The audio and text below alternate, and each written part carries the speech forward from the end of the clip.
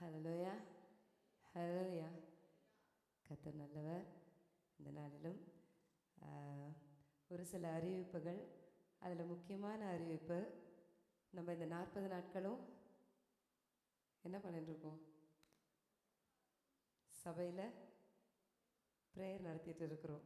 உங்களில் நிறைய பேர் அதில் வரல. ஆனால் உண்மையிலேயே இந்த வருஷம் நமக்கு கர்த்தர் கொடுத்த வாக்கு தத்தத்தின்படி கர்த்தரோ பயங்கரமான பராக்கிரமசாலியாய் என்னோடு இருக்கிறார் என்ற வாக்கு தத்தத்தின்படி அந்த வார்த்தையை பேஸ் பண்ணி தான் ஒவ்வொரு யுத்தங்களையும் வேதாகமத்தில் இருக்கக்கூடிய 40 யுத்தங்களை குறித்து நாம் தியானித்து வருகிறோம். ஆமென். உண்மையிலேயே அந்த 40 யுத்தங்களை குறித்து இப்போ 15 நாட்கள் முடிந்திருக்கு. Correct? 16 days is over. 15 days 16 days is over. ஆனால் 15 days மெடிடேட் பண்ணியிருக்கிறோம். ஓகே. ஸோ அந்த 15 daysமே ஆண்டவர் அநேக புதிய புதிய வெளிப்பாடுகளை கொடுத்து அநேக காரியங்களை எப்படி நம்ம யுத்தம் பண்ணணும், எப்படி ஜெயிக்கணும், ஆண்டவர் பல காரியங்களை புதிய புதிய வெளிப்பாடுகளை கொடுத்து கொண்டு வருகிறார். ஸோ எனக்கு ஒரு பெரிய ஆதங்கம் வராதவர்களை குறித்து. உண்மையிலே நீங்கள் நிறையா மிஸ் பண்ணுறீங்க வராதவங்க.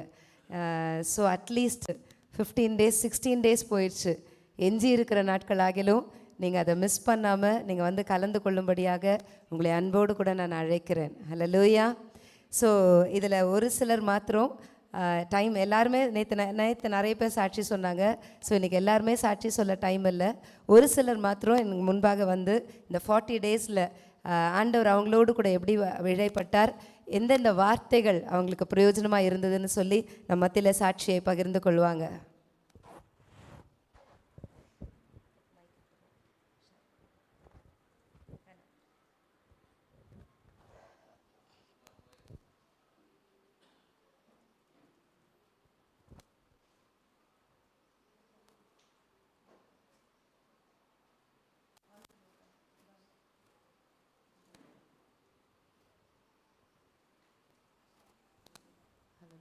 கர்த்தருடைய நாமத்துக்கு ஸ்தோத்திரம்.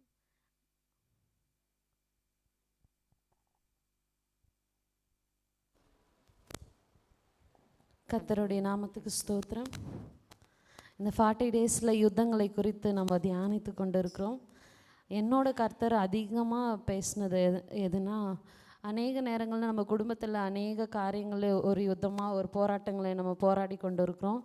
இந்த சமயத்தில் இந்த யுத்தங்கள் வந்து எனக்கு எந்தெந்த வகையில் யூஸ் ஆச்சுன்னா, கர்த்தர் ஒரு யுத்தம்னா ஒரு குடும்பத்தில் கூட ஒரு யுத்தம், சண்டைகளோ ஒரு பிரச்சனைகளோ இல்லை போராட்டம், வறுமை, தரித்திரம், இந்த மாதிரி காரியத்தில் கூட எப்படி மேற்கொள்ளணும், வேதத்தில் பார்க்கும்போது அது லிட்ரலாக யுத்தங்களாகவே நம்ம பார்ப்போம். போருக்கு போயிருப்பாங்க, ஜெயித்திருப்பாங்க, அந்த மாதிரி பார்த்துருப்போம்.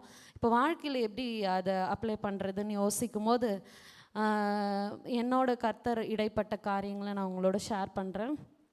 அப்போது ஃபஸ்ட்டு கிதியோனுக்கு பார்த்திங்கன்னா, அவருக்கு வந்து கர்த்தர் சமூகத்தில் அவர் உட்காந்து அவர் என்ன சொல்கிறாரு, யுத்தத்தை குறித்து எப்படி போகணும், எப்படி யுத்தத்தை மேற்கொள்ளணும் அப்படின்ற ஒரு வரைபடமே அவர் கொடுத்துருப்பார். ஒரு ஸ்கெட்ச் போட்டு எப்படி இது மாதிரி தான் மூவ் பண்ணணும், இப்படி போகணும், எல்லா இன்ஸ்ட்ரக்ஷனையும் அவர் கொடுத்துருப்பார். அப்போ நம்ம கூட ஜபத்தினாலும் உபவாசத்தினாலும் எல்லாவற்றையும் மேற்கொள்ளணும் அப்படின்னு சொல்லிட்டு அந்த யுத்தத்தில் நான் கற்றுக்கொண்டேன். திருப்பி இன்னொன்று பார்த்தா, சத்ரு பயப்படுற காரியத்தை கூட கர்த்தர் நமக்கு தெரியப்படுத்தாது. அநேக நேரங்களில் நம்ம நிறைய பயப்படுவோம், எப்படி இந்த பிரச்சனையை மேற்கொள்வோம் அப்படின்னு சொல்லிட்டு. அப்போ அந்த டைமில் வந்து இந்த யுத்தத்தை தியானிக்கும் போது அந்த யுத்தத்தில் சொன்னாங்க, இந்த மாதிரி ரொம்ப பயந்து தான் அந்த கேரக்டரு. ஆனால் அவர் வந்து கர்த்தர் என்ன சொல்கிறாரு, நீ போ, 2 பேரும் போங்க, அந்த அதாவது ஆப்போனண்ட் என்ன பேசுகிறாங்கன்றதை கேட்கும்படி கர்த்தர் செய்வார். அவங்க ரொம்ப பயந்துட்டு இவங்க கிட்ட இவ்வளோ படம் இருக்குது, இவங்க நம்மளை மேற்கொண்டுருவாங்க, ஏன்னா தேவன் அவங்களோடு இருக்கிறாரு அப்படின்னு சொல்லி அதில் பார்க்கும்போது அப்போ தான் யோசித்தேன், சத்ரு கூட அவன் ஒருவேளை வெளி தோற்றத்தில் நம்மளை மேற்கொள்கிற மாதிரி பயம்புறுத்தலாம், ஆனால் உள்ள அவனுக்கு பயங்கர பயம் நம்ம குறித்து, ஏன்னா நம்மோடு இருக்கிறவர் பெரியவர். அதனால் வசனம் சொல்லுகிறபடி அவரோ பயங்கர பராக்கிரமசாலியாய் நம்மோடு இருக்கிறார். அதை குறித்து எதிரி தான் ரொம்ப பயந்து கொண்டு இருக்கிறான், நம்ம பயப்பட தேவையில்லை அப்படின்னு அதில் வந்து கற்றுக்கொண்டேன். இன்னும் சொல்லப்போனால் இன்ஸ்ட்ரக்ஷன்ஸை ஃபாலோ பண்ணோம். கர்த்தர் போன்னு சொன்னால் அதுக்கப்புறம் என்ன சொல்கிறாருன்றது கிளியரான இன்ஸ்ட்ரக்ஷனை கேட்கணும். நம்ம கர்த்தர் சமூகத்தில் உட்காருவோம் அநேக நேரம், அவர் என்ன சொல்கிறாரு, ஒரு வார்த்தை வந்துச்சு, நான் உன்னோட இருக்கிறேன் அப்படின்னு சொல்லிட்டா போதும். அதுக்கப்புறம் என்ன பேசுகிறாருன்னே நம்ம கேட்காம நம்ம கூட தான் கர்த்தர் இருக்கிறாரே, அப்புறம் பிரச்சனையை நம்மளே ஃபேஸ் பண்ணிடலான்னு நம்ம ஒரு டிசிஷன் எடுத்துருவோம். அப்படி பண்ணக்கூடாது. கர்த்தர் என்ன சொல்கிறாரு, போ சொல்கிறாருன்னா அதுக்கு என்ன முழுமையான இன்ஸ்ட்ரக்ஷன், நீ போ, உன் கையில் ஒப்பு கொடுப்பேன், இல்லை அந்த பிரச்சனையிலேருந்து நீ மேற்கொள்வாய், இதுக்கு ஒரு நபர் உனக்கு உதவி செய்வாங்க, இந்த மாதிரி முழுமையான ஒரு இன்ஸ்ட்ரக்ஷனை ஃபாலோ பண்ணோம் அப்படின்னு அதுலேருந்து கற்றுக்கொண்டேன். அப்புறம் அதில் ஒரு ஸ்டோரி வேறு சொன்னாங்க. ஒரு பிள்ளை வந்து மரித்து போயிருப்பா. அப்போ அந்த தகப்பன்கிட்ட வந்து அவன் வேலைக்காரன் சொல்லுவான், இந்த மாதிரி பிள்ளை மரிச்சிடுச்சின்னு சொல்லி. அப்போ உடனே அவனுக்குள்ள விசுவாசம் இல்லைன்றது தெரிஞ்ச உடனே கர்த்தர் பேச ஆரம்பிக்கிறார். சுற்றி இருந்த எல்லாருமே அமைதியாக தான் இருந்தாங்க. ஆனால் கர்த்தர் உடனே அவன் விசுவாசம் ஒளிந்து போகக்கூடாதுன்னு உடனே, பயப்படாத, விசுவாசம் உள்ளவனா இரு, இப்போ கூட ஒன்றும் இல்லைப்பா, பிள்ளை மரிச்சிச்சு. ஆனால் அந்த பதிலை கேட்ட உடனே அவருக்குள்ள விசுவாசம் போகிறத கர்த்தர் உணர்றாரு. உடனே வேர்டு கொடுக்குறார், பயப்படாத. அப்போ அநேக நேரங்களில் கூட நம்ம விசுவாசம் டோட்டலாக போயிட்ட நிலமையில கூட கர்த்தர் சொல்லுவார், பயப்படாத, இந்த காரியத்தில் உனக்கு ஒரு ஜெயம் உண்டு. அது மனிதர்களால் ஒருவேளை நம்ம யோசிக்கிறோம், மனுஷத்தை வந்து அது எவ்வளோ சாத்தியம்னு தெரியல. ஆனால் கர்த்தர் அதை சாத்தியமாய் அதை மாற்றி கொடுக்க அவர் வல்லவராக இருக்கிறான்னு அந்த ஸ்டோரியிலேருந்து நான் தெரிஞ்சுக்கொண்டேன். இந்த மாதிரி அநேக காரியங்களே சொல்லணும், ஆனால் டைம் இல்லாததுனால என்னோட நிறைய இடைப்பட்டது இதுதான். கர்த்தர் சமூகத்தில் இருக்கணும், கர்த்தருக்கு நன்றி செலுத்திட்டு அவர் என்ன சொல்கிறாரோ அதை செஞ்சோன்னா ஜெயம் நமக்கு தான் வரும், நம்ம தான் ஜெயிப்போம். ஏன்னா ஜெயிக்கிறவர் நம்மளோடு இருக்கிறார். ஹல்லேலூயா, ஆமென். ஹல்லேலூயா, ஹல்லேலூயா. ஜெயம் நமக்கு தான். ஸோ அநேக வருடங்களாய் பல போராட்டங்கள், பல யுத்தங்களை சந்தித்து வாழ்நாள் முழுவதும் யுத்தத்தை சந்திக்க வேண்டான்னு விரும்புகிறவங்க இந்த 40 டேஸில் நீங்கள் ப்ரேயரில் கலந்து கொண்டு யுத்தங்களை முடித்து கொள்ளுங்க. ஆமென். அப்படி தான் நான் உங்களுக்கு ஐடியா கொடுக்கணும். ஏன்னா இந்த 40 நாட்களும் ஒரு ஸ்பெஷலாக நம்ம ப்ரேயர் வைத்திருக்கிறோம். எத்தனையோ யுத்தங்கள் வாழ்க்கையில் அடுத்தடுத்து நம்ம சந்தித்து கொண்டே இருப்போம். ஆனால் கர்த்தர் நமக்குன்னு ஒரு ஸ்பெஷலாக ப்ரேயர் வச்சு நம்மோடு கூட பேசி கொண்டு இருக்கிறார். ஒவ்வொரு நாளும் நம்ம என்ன செய்யணும், எப்படி இருக்கணும், எப்படி அந்த யுத்தத்தை மேற்கொள்ளணும்னு சொல்லி. இன்னும் வேறு சாட்சிகள் இருந்தால் நீங்கள் வேகமாக வந்து உங்கள் சாட்சிகளை பகிர்ந்து கொள்ளலாம். சீக்கிரமாக வாங்க, டைம் ஆச்சு. வரீங்களா இல்லையா? குமுதா வருது, சீக்கிரம்.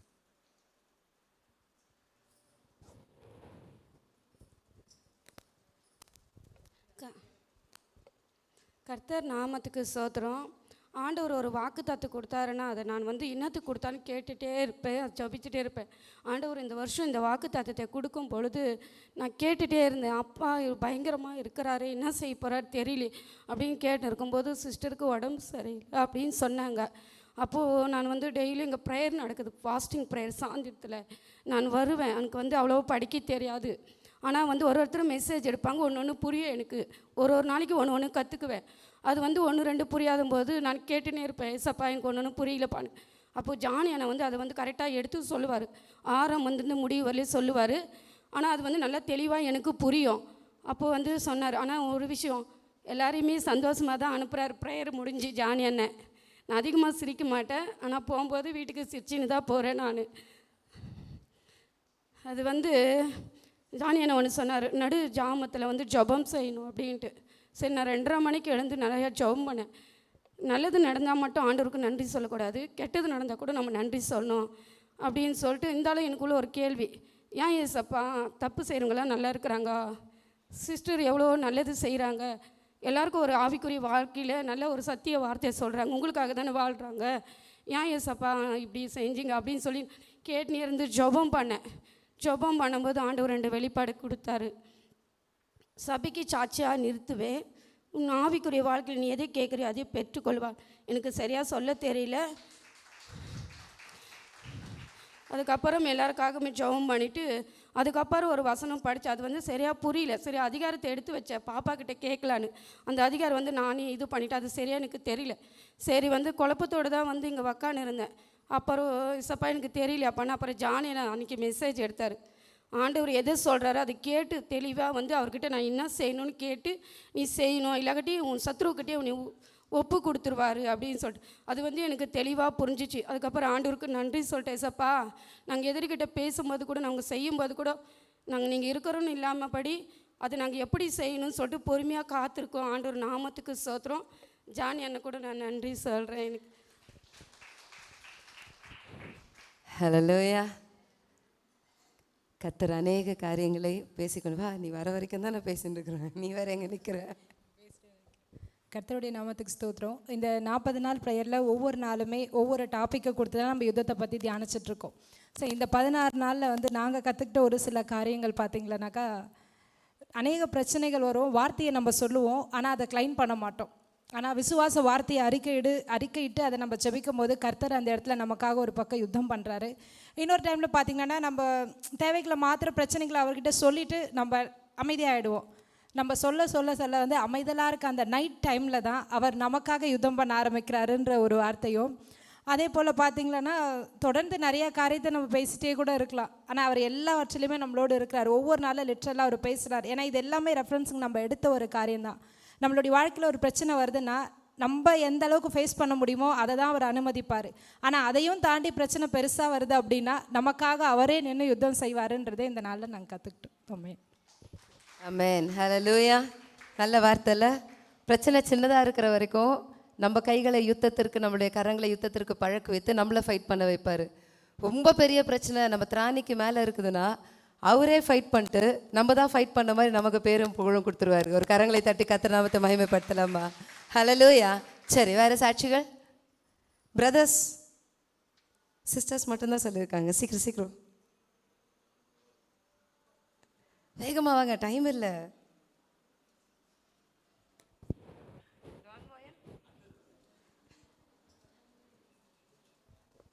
கர்த்தருடைய நாமத்திற்கு ஸ்தோத்திரம். யுத்தம் அப்படின்னு இந்த டாபிக் வரும்பொழுது நம்முடைய வாழ்க்கையில் கூட யுத்தங்கள் நடந்து கொண்டு தான் இருக்கிறது. ஸோ அந்த யுத்தத்திற்கு நாம் என்ன செய்யணும் என்று தெரியாத சூழ்நிலையில் இருக்கும் பொழுது முதல் நாள்லே வந்தேன். என்னுடைய வாழ்க்கையில் நிறைய யுத்தம் நடந்து கொண்டு இருந்தது. ஸோ அந்த யுத்தத்திற்கான பதிலையும் கர்த்தர் கொடுத்து முதல் நாள்லே என்னை அனுப்பினார். ரெண்டாவது காரியம் நான் கற்றுக்கொண்டது, கர்த்தரிடத்தில் கேட்கணும். ஒரு போராட்டம் நம்முடைய வாழ்க்கையில் வருதா, அப்போ உடனே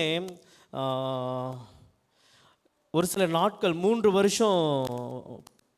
வருஷம் கழித்து கேட்குறாங்க கர்த்தரிடத்தில். ஒருவேளை கர்த்தர் இடத்துல முதலே கேட்டிருந்தால் அதற்கான சொல்யூஷனை கொடுத்துருப்பான்னு சொல்லிட்டு ஒரு நாள் நல்ல ஒரு வசனத்தோடு கோட் பண்ணி சொன்னார். நம்ம கூட நம்ம வாழ்க்கையில் எதனா யுத்தங்கள் வருது, போராட்டங்கள் வருது அப்படின்னா உடனே போய் கர்த்தருடைய சமூகத்தில் கேட்டுடணும். நாள்பட அதை விடக்கூடாது. நாள்பட விட்டால் அது பாதிப்பு நமக்கு தான் வருன்றதை கர்த்தர் கற்றுக் கொடுத்தார்.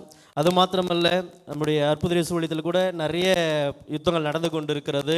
ஸோ அந்த யுத்தத்தில் விசுவாசிகளாகிய நாம், வருங்காலத்தில் ஊழியர்களாகிய நாம் எப்படி இருக்கணும் என்பதை குறித்து கூட கர்த்தர் பேசினார். அது மாத்திரமல்ல, அவருடைய வார்த்தைக்கு வெயிட் பண்ணி அந்த அடுத்து என்னென்ன ப்ராசஸ் அப்படின்றத அவரிடத்துல கேட்டு நம்ம செயல்படும் பொழுது அவர் ஜெயத்தை கொடுப்பார் என்று சொல்லி கொடுத்தாரு. அது மாத்திரமல்ல, துதிக்கணும். யுத்தம் வரும்பொழுது நம்ம என்ன பண்ணணும் அப்படின்னா துதிக்க ஆரம்பிக்கணும்னு சொல்லி கற்றுக்கொண்டேன். சாதாரணமாக துதி நம்முடைய வாயில் வராது. அந்த துதி வரணும் அப்படின்னா ஃபஸ்ட்டு தேவையில்லாத காரியங்களை நம்ம முதலாவது சுட்டெரிக்கணும்னு சொல்லி ஜானி சார் மூலிமா கர்த்தர் பேசினார். அதை நம்ம இருதயத்திலிருந்து எடுத்து போடும் பொழுது தான் துதி வர ஆரம்பிக்கும். துதி வந்த பிறகு தான் ஜெயத்தை கர்த்தர் கொடுப்பான்னு சொல்லிட்டு கற்றுக் கொடுத்தார். அது மாத்திரமல்ல, இன்னொரு விஷயத்தையும் பாஸ்டர் மூலிமா கர்த்தர் என்னோடு கூட பேசினார். யாராவது நம்மக்கிட்ட நம்மளுக்கு பிரியமில்லாமல் நமக்கு இருதயத்தை காயப்படுத்துகிற மாதிரி நடந்து கொள்கிறாங்க அப்படின்னா எடுத்த உடனே அவங்க மேலே நம்ம தவறாக நினச்சிடக்கூடாது. அவங்களுடைய சூழ்நிலை என்ன, ஒருவேளை அவங்க அப்படி பேசுகிறாங்க அப்படின்னா அதுக்கான சூழ்நிலை என்னவா இருக்கும் என்பதை நம்ம உணர்ந்தோம்னா நம்ம அவங்க மேலே எந்த விதமான வெறுப்போ நம்ம காட்ட மாட்டோம் என்பதை கூட கர்த்தர் என்னோடு கூட பேசினார். கர்த்தருடைய நாமத்திற்கு மகிமை உண்டாவதாக. ஆமென். ஹல்லேலூயா. வேறு சாட்சி?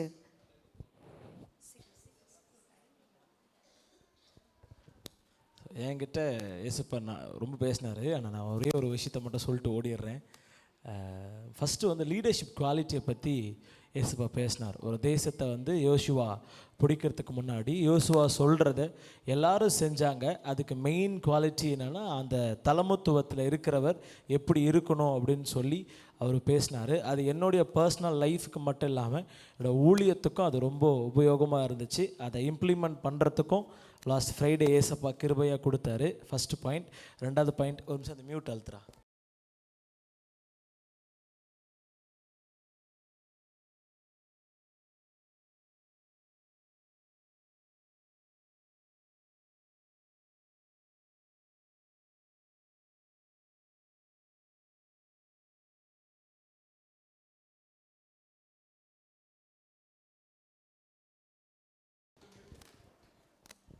ஹல்லேலூயா, ஹல்லேலூயா.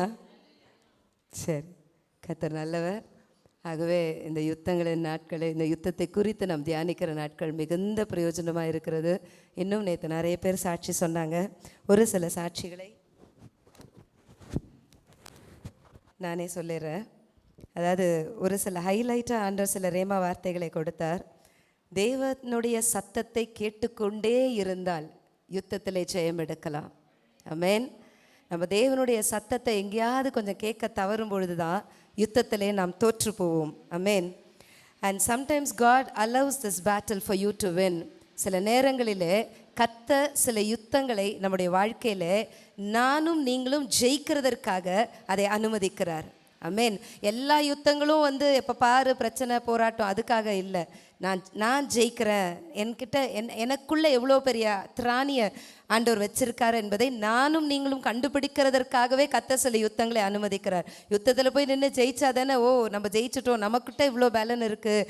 மனலத்தனையான அளவு இருக்கிற எதிரிகளை கூட ஜெயிக்கிற வல்லமையை இஸ்ரேல் பீப்புளுக்கு கர்த்தர் கொடுத்தார். ஆமென். ஸோ நம்மக்கிட்ட எவ்வளோ பெரிய படை இருக்கிறது என்பது முக்கியமல்ல.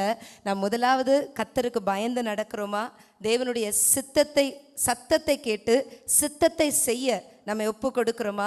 அப்படி ஒப்பு கொடுக்கும் பொழுது யுத்தத்திலே ஜெயத்தை கர்த்தர் நிச்சயமாய் நமக்கு கொடுப்பார். ஆமென். உன் கைகளை யுத்தத்திற்கு பழக்குவிப்பதற்காக சில எதிரிகளை தேவன் விட்டு வைக்கிறார். நம்ம நினைக்கிறோம், ஆமாம், யோசுவாவுடைய கையில் அதை முடிச்சிடாம அதை மீதியாய் விட்டு வைத்திருக்கிறார். நம்முடைய வாழ்க்கையில் கூட ஒரு சில ஜபத்துக்கு பதில் வந்துடுது, ஒரு சில ஜபத்துக்கு பதில் வரல, சிலது போராட்டம் இருந்துகிட்டே இருக்குது. நம்ம யோசிப்போம், ஏன் கர்த்தரால எல்லா பிரச்சனையும் சால்வ் பண்ணி முடிக்க முடியாதா? நமக்கு முடிக்க முடியும் தானே. ஆனால் கர்த்தர் சில நேரங்களில் விட்டு வைப்பார். எதற்காக? நம்முடைய கைகளை யுத்தத்திற்கு பழக்குவிப்பதற்காக, நாம் அழிந்து போகிறதற்காக அல்ல. we need to be trained. இன்னும் அதிகமாய் பிசாசோடு எதிர்த்து போராடி ஜெபித்து ஜெயம் எடுத்து நாம் ஜெயிக்கிறதற்காக. ஹல்லேலூயா, ஹல்லேலூயா. அண்ட் முக்கியமாக ப்ராப்ளம்ஸ் நம்மளுடைய லைஃப்பில் நிறைய நேரம் வரும்பொழுது, அது வியாதியாக இருக்கலாம், கடனாக இருக்கலாம், போராட்டங்களாக இருக்கலாம். sometimes we just adjust with the problems, we get used to it. Okay, N life இப்படி தான், எனக்கு கிடைச்ச கணவர் இப்படி தான், என் பிள்ளைங்க இப்படி தான், எனக்கு வாழ்க்கை ஃபுல்லாக கடன் பிரச்சனை தான், எனக்கு அது மாறாது அப்படி சொல்லிட்டு நம்ம அந்த ப்ராப்ளம்ஸோட பழக ஆரம்பிச்சிடுறோம், அட்ஜஸ்ட் பண்ண ஆரம்பிச்சிடுறோம். இதுதான் என் லைஃப் அப்படின்னு சொல்லிட்டு. ஆனால் கர்த்தர் சில நேரத்தில் சில யுத்தங்களை நமக்கு அனுமதிக்கிறதன் காரணமே அதோடு பழகி கொள்ளுகிறதற்காக அல்ல. அந்த யுத்தத்திலே நான் சண்டை போட்டு நான் ஜெயிக்கணும், நான் ஜெபித்து போராடி நான் ஜெயம் எடுக்கணும்.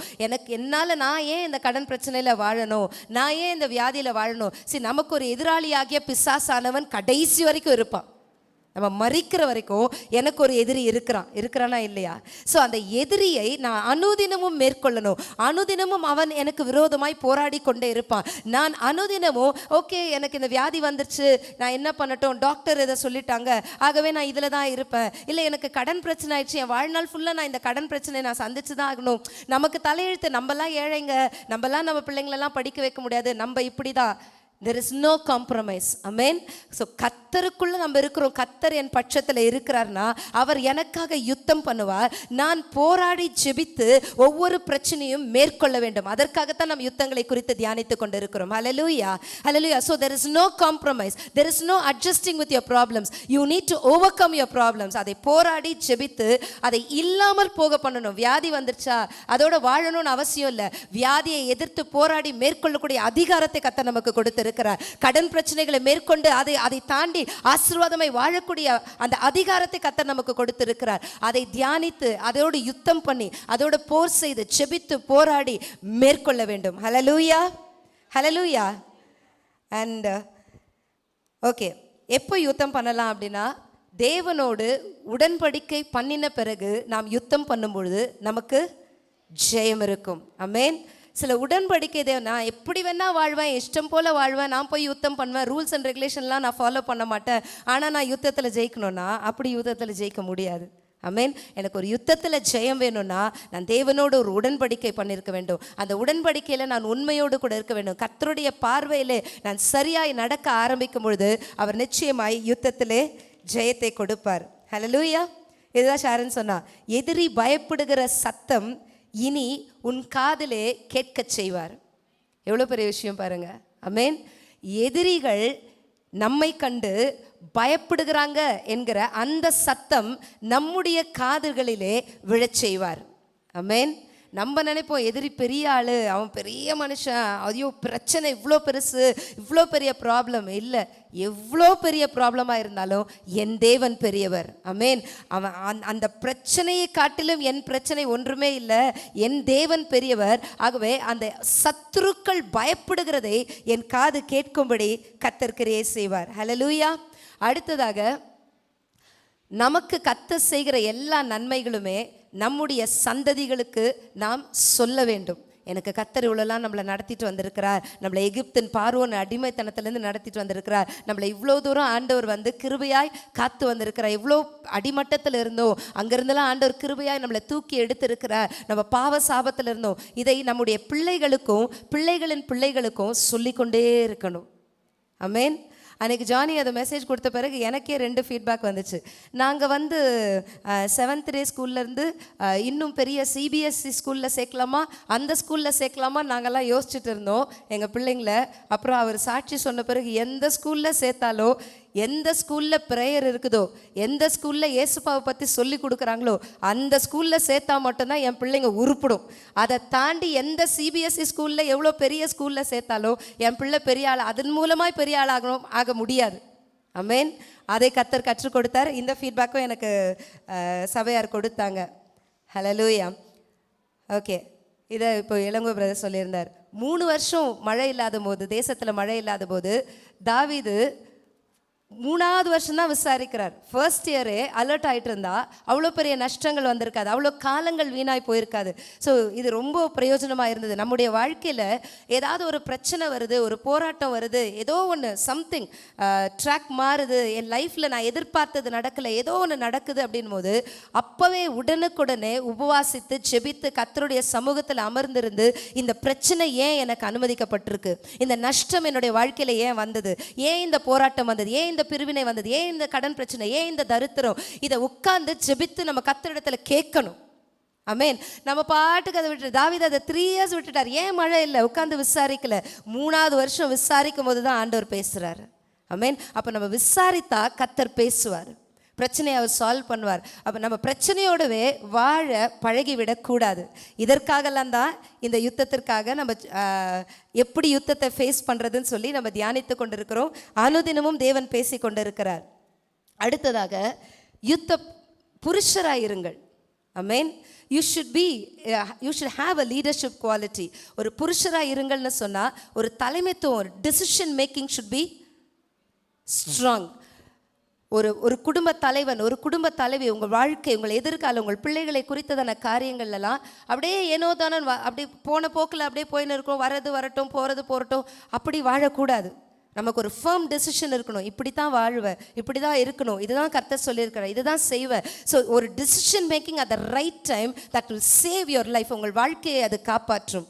ஆமென். அப்போ புருஷராக இருங்கள். நீங்கள் புருஷராக இருந்து கர்த்தருடைய சத்தத்தை கவனமாய் கேட்டு எங்கே போல்டாக டிசிஷன் எடுக்கணுமோ அந்த இடத்துல போல்டாக டிசிஷன் எடுக்கணும்.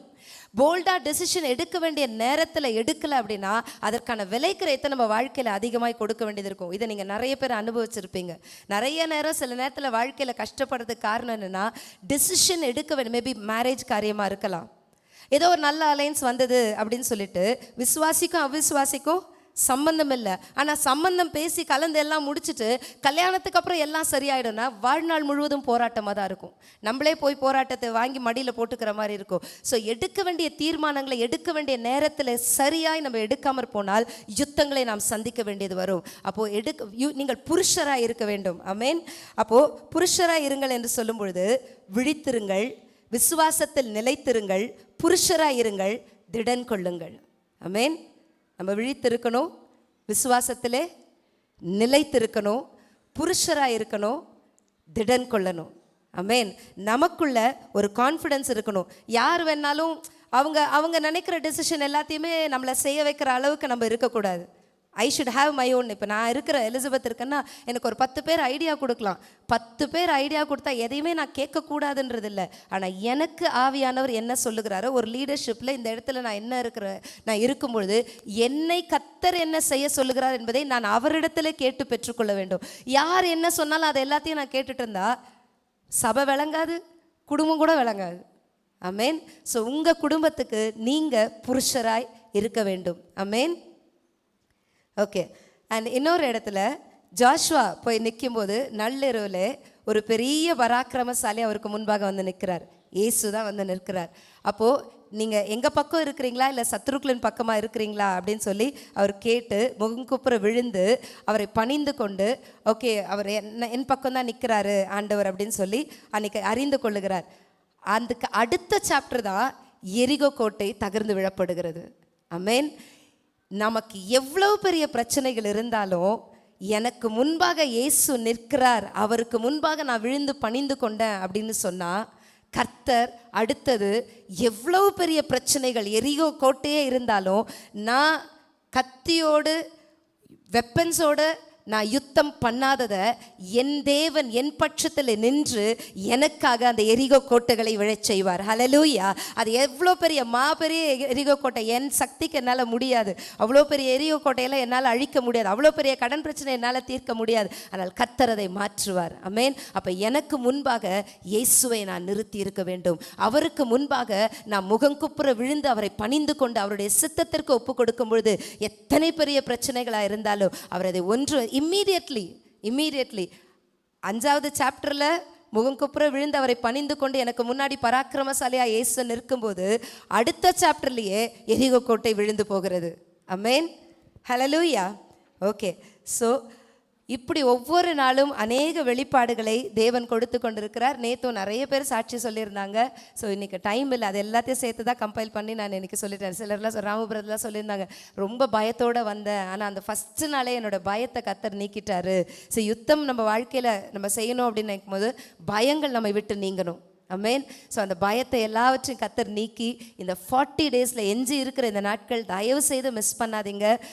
இந்த எஞ்சி இருக்கிற நாட்களில் நீங்கள் வந்து அதில் கலந்து கொள்ளுங்கள். உங்கள் லைஃப்பில் நெடுங்காலமாய் அநேக வருடங்களாய் நீங்கள் போராடி கொண்டிருந்த அந்த யுத்தங்களிலே கர்த்தர் உங்கள் கரங்களை யுத்தத்துக்கு பழக்குவித்து, இந்த 40 டேஸ் அதுதான் நடக்குது.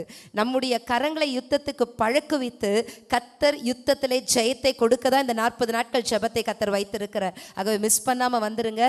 அண்ட் இதுவரைக்கும் 15 பேர் உங்கள் பெயர்களை கொடுத்து ஒவ்வொரு நாள் ஒவ்வொருத்தர் தெய்வ செய்தியை கொடுத்து கொண்டு வருகிறீங்க. இன்னும் ஒரு சிலர் நீங்கள் பெயர்களை கொடுக்காமல் இருக்கிறீங்க. நீங்களும் உங்களுக்கு நாங்கள் போர்ஷன் கொடுத்துருவோம், நாங்கள் தெய்வ செய்தியை கொடுக்க நாங்கள் விரும்புகிறோம் அப்படின்னு சொன்னீங்கன்னு சொன்னாக்கா உங்களுக்கும் நாங்கள் போர்ஷன்ஸ் கொடுத்துருவோம். நீங்கள் அப்படியே பயங்கர டீட்டெயில்டாக எனக்கு ஒன்றுமே தெரியாது நான் எப்படி பேசுவேன் அப்படின்னு நினைக்காதீங்க. நீங்கள் ரொம்ப டீட்டெயில்டாக பேசலைனாலும் பரவாயில்ல, உங்களுக்கு தெரிந்ததை நீங்கள் ப்ரிப்பேர் பண்ணுங்கள். ஒரு 10 மினிட்ஸ் நீங்கள் ப்ரிப்பேர் பண்ணுங்கள். ஒரு 10 மினிட்ஸ் உங்களுடைய சாட்சியை சொல்லுங்கள், மீதி நாங்கள் கன்க்ளூட் பண்ணிவிடுவோம். ஆமென்.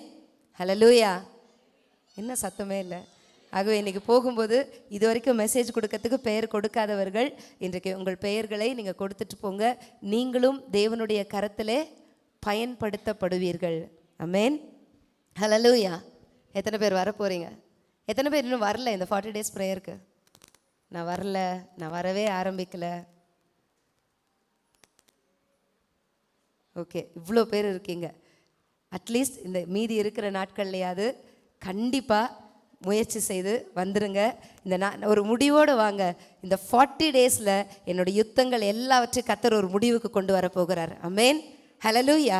எனக்கு அந்த யுத்தத்துக்கான யுக்திகளை கர்த்தர் கற்றுக் கொடுத்துருவார். அதன் பிறகு என் வாழ்நாள் முழுவதும் எந்த யுத்தங்கள் வந்தாலும் நான் ஃபேஸ் பண்ணக்கூடிய தைரியத்தையோ அந்த அந்த அந்த கிருபையும் கர்த்தர், பலனையும் கர்த்தர் கொடுத்துருவார். ஆமென்.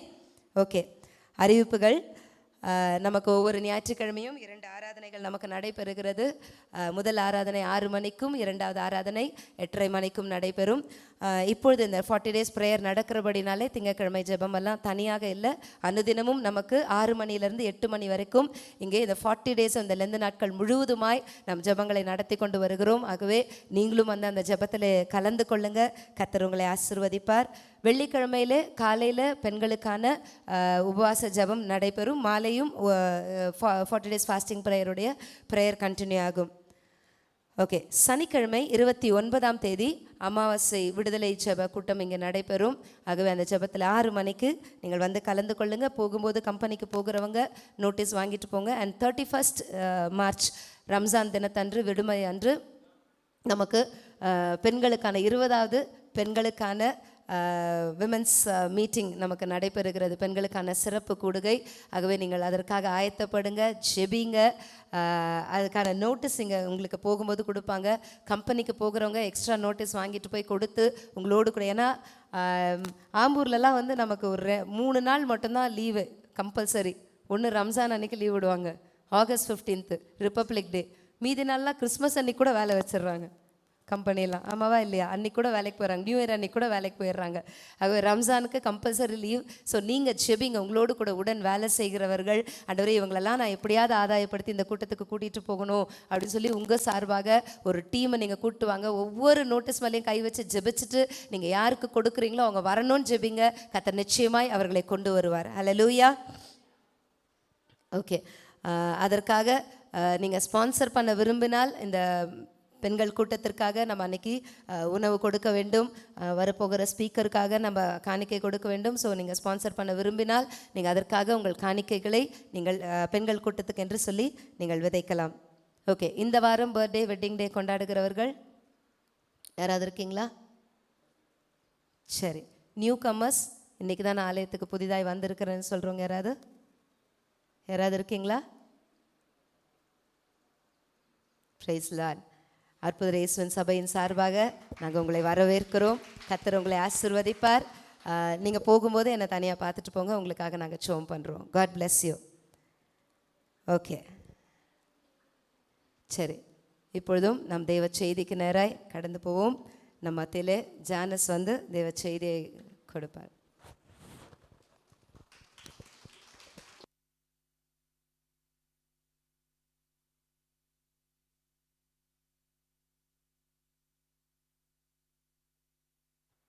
Hallelujah, hallelujah, hallelujah, hallelujah. Check, check, check, hallelujah. Check. Hallelujah. ரொம்ப சந்தோஷமாக இருக்குது. சபை ஆவிக்குரிய இதில் வளர்ந்துருக்கு அப்படின்றத. அதுவும் இந்த 20 நாளைக்கு முன்பாகவும் இப்பொழுதுக்குமே நிறையா டிஃப்ரென்ஸ் இருக்குது. எல்லாருமே வார்த்தையில் ரொம்ப ஸ்திரப்பட்டு இருக்கிறீங்க. என்ன இப்போ பிரச்சனைனா, எழுதி வச்சதில் 90% எல்லாம் பேசிட்டாங்க. இப்போ நான் என்ன பேசுகிறதுன்னு ஆவியானவர் தான் என்னை வழி நடத்தணும். கர்த்தர் ஆவியானவர் ஒன்று அப்படின்றத அழகாக அவர் காட்டினார். இப்போது எடுத்துக்கொள்ளலாம். இந்த வருஷத்தோட வாக்குத்தத்தம், கர்த்தரோ பயங்கரமான பராக்கிரமசாலியாய் என்னோடு கூட இருக்கிறார். அதாவது சபைக்கு இந்த வருஷம் மிகவும் ஒரு முக்கியமான வருஷம். ஒரு ஸ்கூல் ஒரு பிள்ளைங்க படிக்கிறாங்க அப்படின்னா 10th 12th வந்து டீச்சர்ஸ்க்கு தெரியும். அவங்களுக்கு ஸ்பெஷல் ட்ரைனிங் கொடுப்பாங்க. அந்த 10th 12th போகிற பிள்ளைங்களுக்கு வந்துட்டு கடினமாக இருக்கும் பாடங்களும். அதே போல் அவங்களுக்கு ஸ்பெஷல் அட்டென்ஷன், ஸ்பெஷல் கிளாஸு எல்லாமே கொடுப்பாங்க. அதே மாதிரி நமக்கு ஏன் இந்த வாக்குத்தத்தம் வந்துச்சு இந்த வருஷம் அப்படின்னா, நம்ம ஒரு பப்ளிக் எக்ஸாமுக்கு போகிறோம். அது என்னன்னு இன்னும் தெரியல. ஆனால் கர்த்தர் ஒரு பப்ளிக் எக்ஸாமை வச்சிருக்கிறாரு. அதற்கு பழக்குவிக்க தான் கர்த்தர் வந்து இந்த வாக்குத்தத்தத்தை கொடுத்து, இந்த வருஷம் இந்த யுத்தத்துக்கு அப்புறம் நம்மளுடைய சபை, இந்த யுத்தத்துக்கு அப்புறம் நம்மளோட சபையை கர்த்தர் வேற ஒரு டைமென்ஷனில் கொண்டு போகிறார். எத்தனை பேர் அல்லேலூயா சொல்கிறீங்க? ஹல்லேலூயா. வெறும் சபை போதகர் மாத்திரம் ஒவ்வொரு பிரச்சனையும் எல்லா சபையிலையும் சபை போதகர் மாத்திரம் கடந்து போவாங்க. ஆனால் நம்ம சபையில் நம்ம ஜனங்களும் அதை கடந்து போகும் பொழுது அதனுடைய ஆசீர்வாதத்தை அவங்களும் பெற்றுக்கொள்ளுகிறாங்க. எடுத்துக்கொள்ளலாம். ஏசாயாவின் புஸ்தகம் 58வது அதிகாரம் 11வது வசனம்.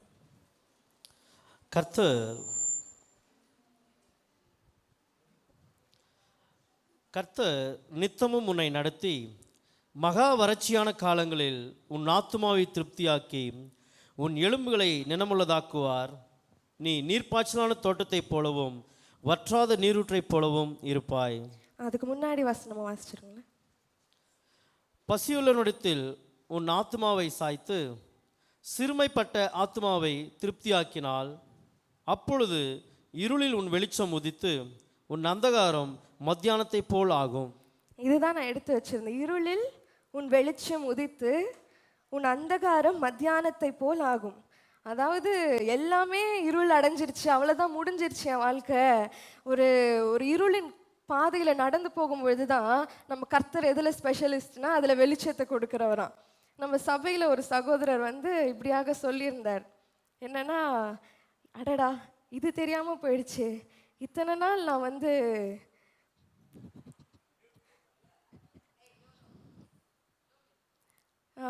இத்தனை நாள் இது தெரியாமல் போயிடுச்சு, இது தெரியாமல் நான் பாட்டுக்கு இந்த பொண்ணா அந்த பொண்ணா இல்லை அதுவா இதுவா அப்படின்னு சொல்லி ஒரே டென்ஷன் ஆகிட்டேன். படுத்து தூங்கினா போதும் ஏவாளை கொண்டு வந்து நிற்க வைக்கிறாராம். இது இன்னும் நல்லா இருக்குதே அப்படின்னு சொல்லி அவங்க என்ன பண்ணிட்டாங்களா, நல்லா தூங்க ஆரம்பிச்சிட்டாங்களாம். இது நல்லா இருக்குது இல்லை, படுத்து தூங்கினா போதும் ஏவாள் காலையில் கண்ணை திறந்து பார்த்தா ஏவாள் நிற்கிறா. இது தெரியாமல் நம்ம வாலிப பிள்ளைங்க என்ன பண்ணிடுறாங்க, நம்மளா தேடுவோம், நமக்கு நம்ம தேடினாதான் கரெக்டாக இருக்கும் அப்படின்னு சொல்லி நிறைய எஃபர்ட் போட்டு ஒரே காலையில் என்ன வாங்குறது, நைட்டு என்ன அவங்களுக்கு வாங்குறது, எங்கே கூட்டின்னு போகிறது, இதுலேயே பாதி வாழ்க்கை போயிடுது. நம்ம தூங்கினா போதும் இருளிலே என்ன உண்டாகுமா, வெளிச்சம் உண்டாகும். உன் அந்தகாரம் மத்தியானத்தை போல் ஆகும். கண்ணை திறந்த கண்ணுக்கு வெளிச்சமா ஏவாள் நிற்பா. எப்போ? நல்லா தூங்கி எந்திரிச்சா. அப்போ நம்ம நல்லா தூங்கணும். கடவுள் என்ன சொல்கிறாரு, தூங்கு, அதுதான் உன் வேலை, உனக்கு நான் வேறு எந்த வேலையும் கொடுக்கல, தூங்கு. ஸோ இதில் இந்த யுத்தத்தை பற்றி பார்க்கும்பொழுது இன்னைக்கு எதை பார்க்க போகிறோன்னா, கிதியோனை பற்றி பார்க்க போகிறோம். எடுத்துக்கொள்ளலாம். நியாயாதிபதிகள் 6வது அதிகாரம்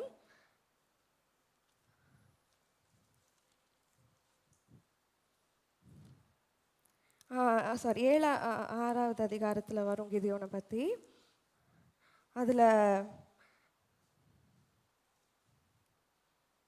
அதில் என்ன ஆகுது, 7 வருஷம் அந்த ஜனங்க தெபோரா காலம் முடிஞ்சிட்ட பிறகு ஜனங்க வந்துட்டு எல்லாரும் திருப்பி என்ன பண்ணிடுறாங்க, பழைய மாதிரி விக்கிரக ஆராதனைக்கு போயிடுறாங்க. கடவுள் இவ்வளோ அவங்கள நடத்தி கொண்டு வந்து அவங்களுக்கு இவ்வளோ செஞ்ச பிறகும் திருப்பி எங்கே போயிடுறாங்க, எங்கே ஆரம்பிச்சதோ அங்கேயே திருப்பி பாகால வணங்கறதுக்கு போயிடுறாங்க. அப்போ கர்த்தருடைய கோபம் உண்டாகி மீதியானோட கையில் ஒப்பு கொடுத்துடுறாரு. ஒப்பு கொடுத்துட்டு அந்த மீதியான்கள் வந்து இப்படி தான் கொஞ்சம் நஞ்சம் கொடுமைப்படுத்தினாங்கன்னு இல்லை, அவர்களை கெடுத்து விட அதிலே வருவார்கள். அவங்க தேசத்தில் எதை விளைச்சாலும் எதை போட்டாலும் அவங்களோட நிலத்தில் என்ன பயிரிட்டாலும் அதை என்ன பண்ணிடுவாங்க, ஃபஸ்ட்டு கெடுத்து விட்டுருவாங்க. அதுக்கப்புறம் அவர்களை சிறுமைப்படுத்தினாங்க, அவங்களை துன்பப்படுத்தினாங்க, அவங்கள நிம்மதியாக என்ன பண்ண விடல, வாழவே விடல. இன்னைக்கு நம்மள எந்தெந்த காரியம்லாம் அது ஒருவேளை அந்த காலம் அப்படின்ட்டு நம்ம அப்படி நினைக்காம இந்த காலத்துல இப்போ நம்மள எதெல்லாம் சிறைப்படுத்துது, எந்தெந்த காரியங்கள்லாம் நம்மளோட இப்படி பணத்தை வாங்கி பையில போடுறது தான் தெரியுது சிஸ்டர், ஆனா அது எப்படி போகுதுன்னே தெரியல.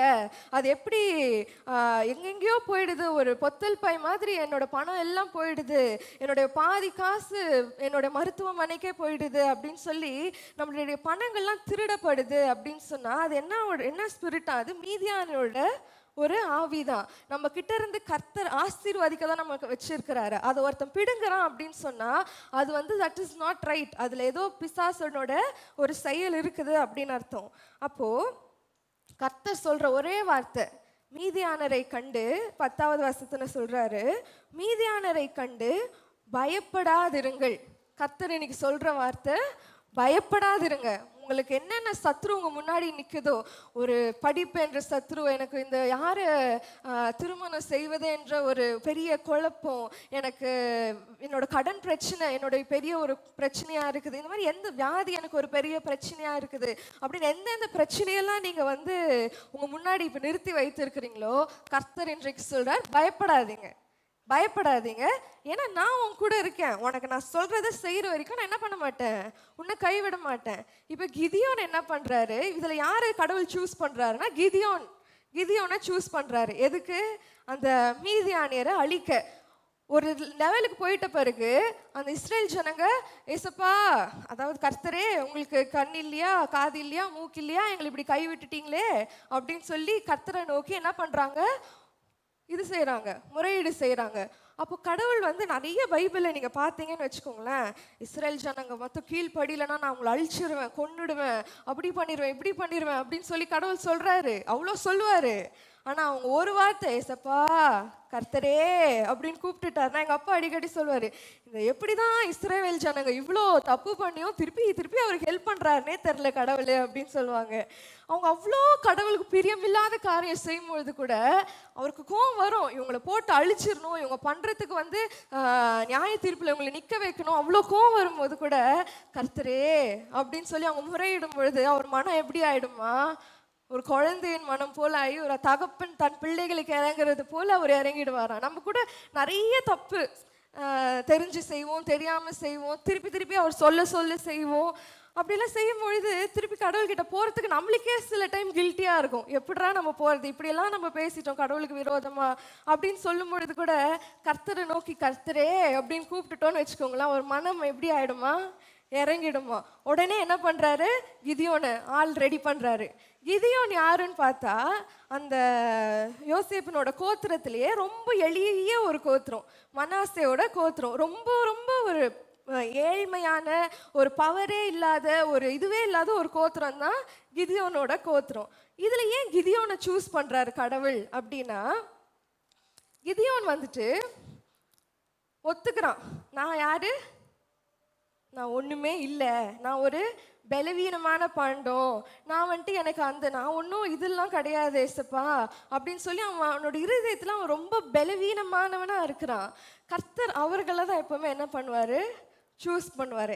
ஏன்னா நமக்கு பலன் இருந்து நம்ம அதை செஞ்சிட்டோம் அப்படின்னாக்கா கடைசியாக நம்ம என்ன சொல்லிடுவோம், என்னால் தான் நான் பண்ணேன், நான் தான் செஞ்சேன் அப்படின்னு சொல்லி நம்மளே வந்து நமக்கு தெரியாமல் போஸ்ட் பண்ணிடுவோம். ஆனால் யார் ஒருத்தன் நான் ஒன்றுமே இல்லை ஏசப்பா, நீங்கள் தான் எல்லாமே, நீங்கள் தான் எனக்கு அப்படின்னு சொல்கிறானோ அவனை தான் கர்த்தர் என்ன பண்ணுறாரு, சூஸ் பண்ணுறாரு. அப்போ கர்த்தர் வந்து என்ன பண்ணுறாரு, 11வது வசனம் வாசிக்கலாம். அப்பொழுது கிதியோன் அவரை நோக்கி, என் ஆண்டவனே, கர்த்தர் எங்களோடு இருந்தால் இவையெல்லாம் எங்களுக்கு நேரிடுவானேன்? கர்த்தர் எங்களை எகிப்திலிருந்து கொண்டு வரவில்லையா என்று எங்கள் பிதாக்கள் எங்களுக்கு விவரித்து சொன்ன அவருடைய அற்புதங்கள் எல்லாம் எங்கே? இப்பொழுது கர்த்தர் உங்களை கைவிட்டு மீதியானர் கையில் எங்களை ஒப்பு கொடுத்தாரே என்றான்.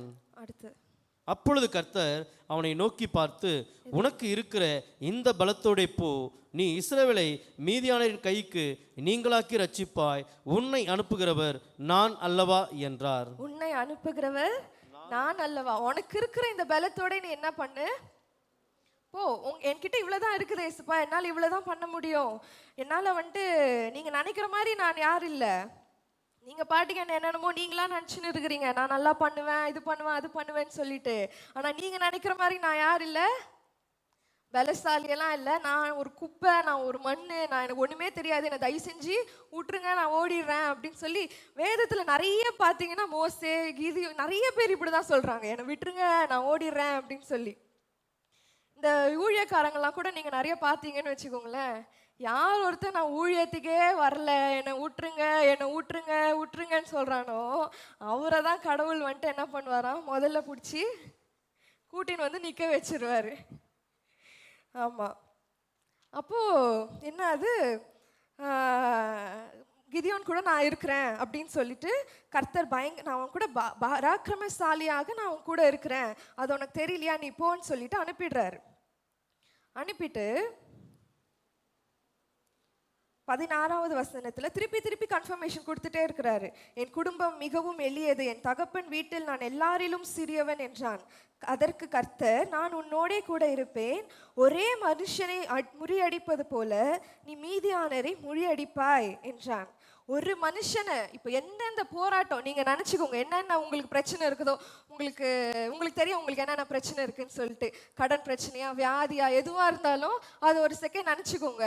அதை நினச்சிட்டு உனக்கு இருக்கிற இந்த பலத்தோட போ, நான் உன்னோடு கூட இருப்பேன். சொல்லலாம் எல்லாரும், நான் உன்னோடு கூட இருப்பேன், ஒரே மனுஷனை முறியடிப்பது போல நீ மீதியானரை, அதாவது உங்க பிரச்சனை என்னமோ அதை சொல்லி நீ உன் கடன் பிரச்சனையை, உன் வியாதியை எதுவாக இருந்தாலும் நீ அதை என்ன பண்ணுவாயா, முறியடிப்பாய். முறியடிச்சிட்டோமா? ஆமேன். ஆவிக்குரியதுல முறியடிச்சிட்டோம் நம்ம.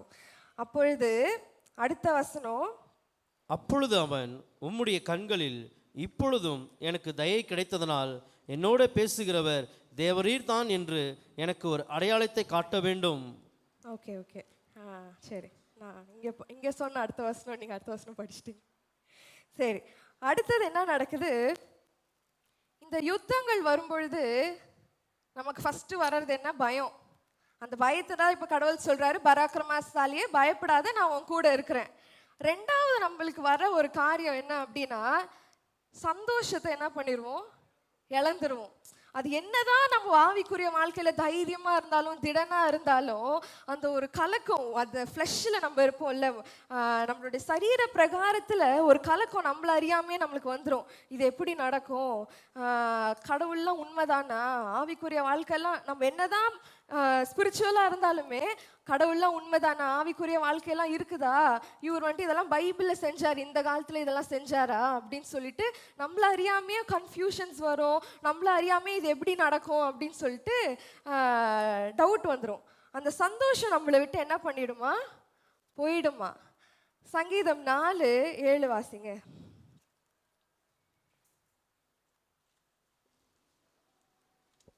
அவர்களுக்கு தானியமும் திராட்சரசமும் பெருகியிருக்கிற காலத்தின் சந்தோஷத்தை பார்க்கிலும் அதிக சந்தோஷத்தை என் இருதயத்தில் தந்தீர். சமாதானத்தோட படுத்துக்கொண்டு நித்திரை செய்வேன். கர்த்தாவே, நீர் ஒருவரே என்னை சுகமாய் தங்க பண்ணுகிறீர்.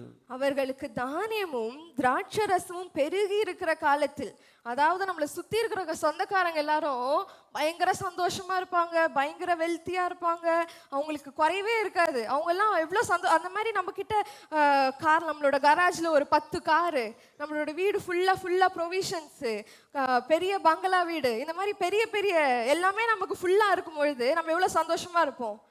நம்ம சொந்தக்காரங்களாம் எவ்வளோ சந்தோஷமா இருப்பாங்க அந்த நேரத்தில்.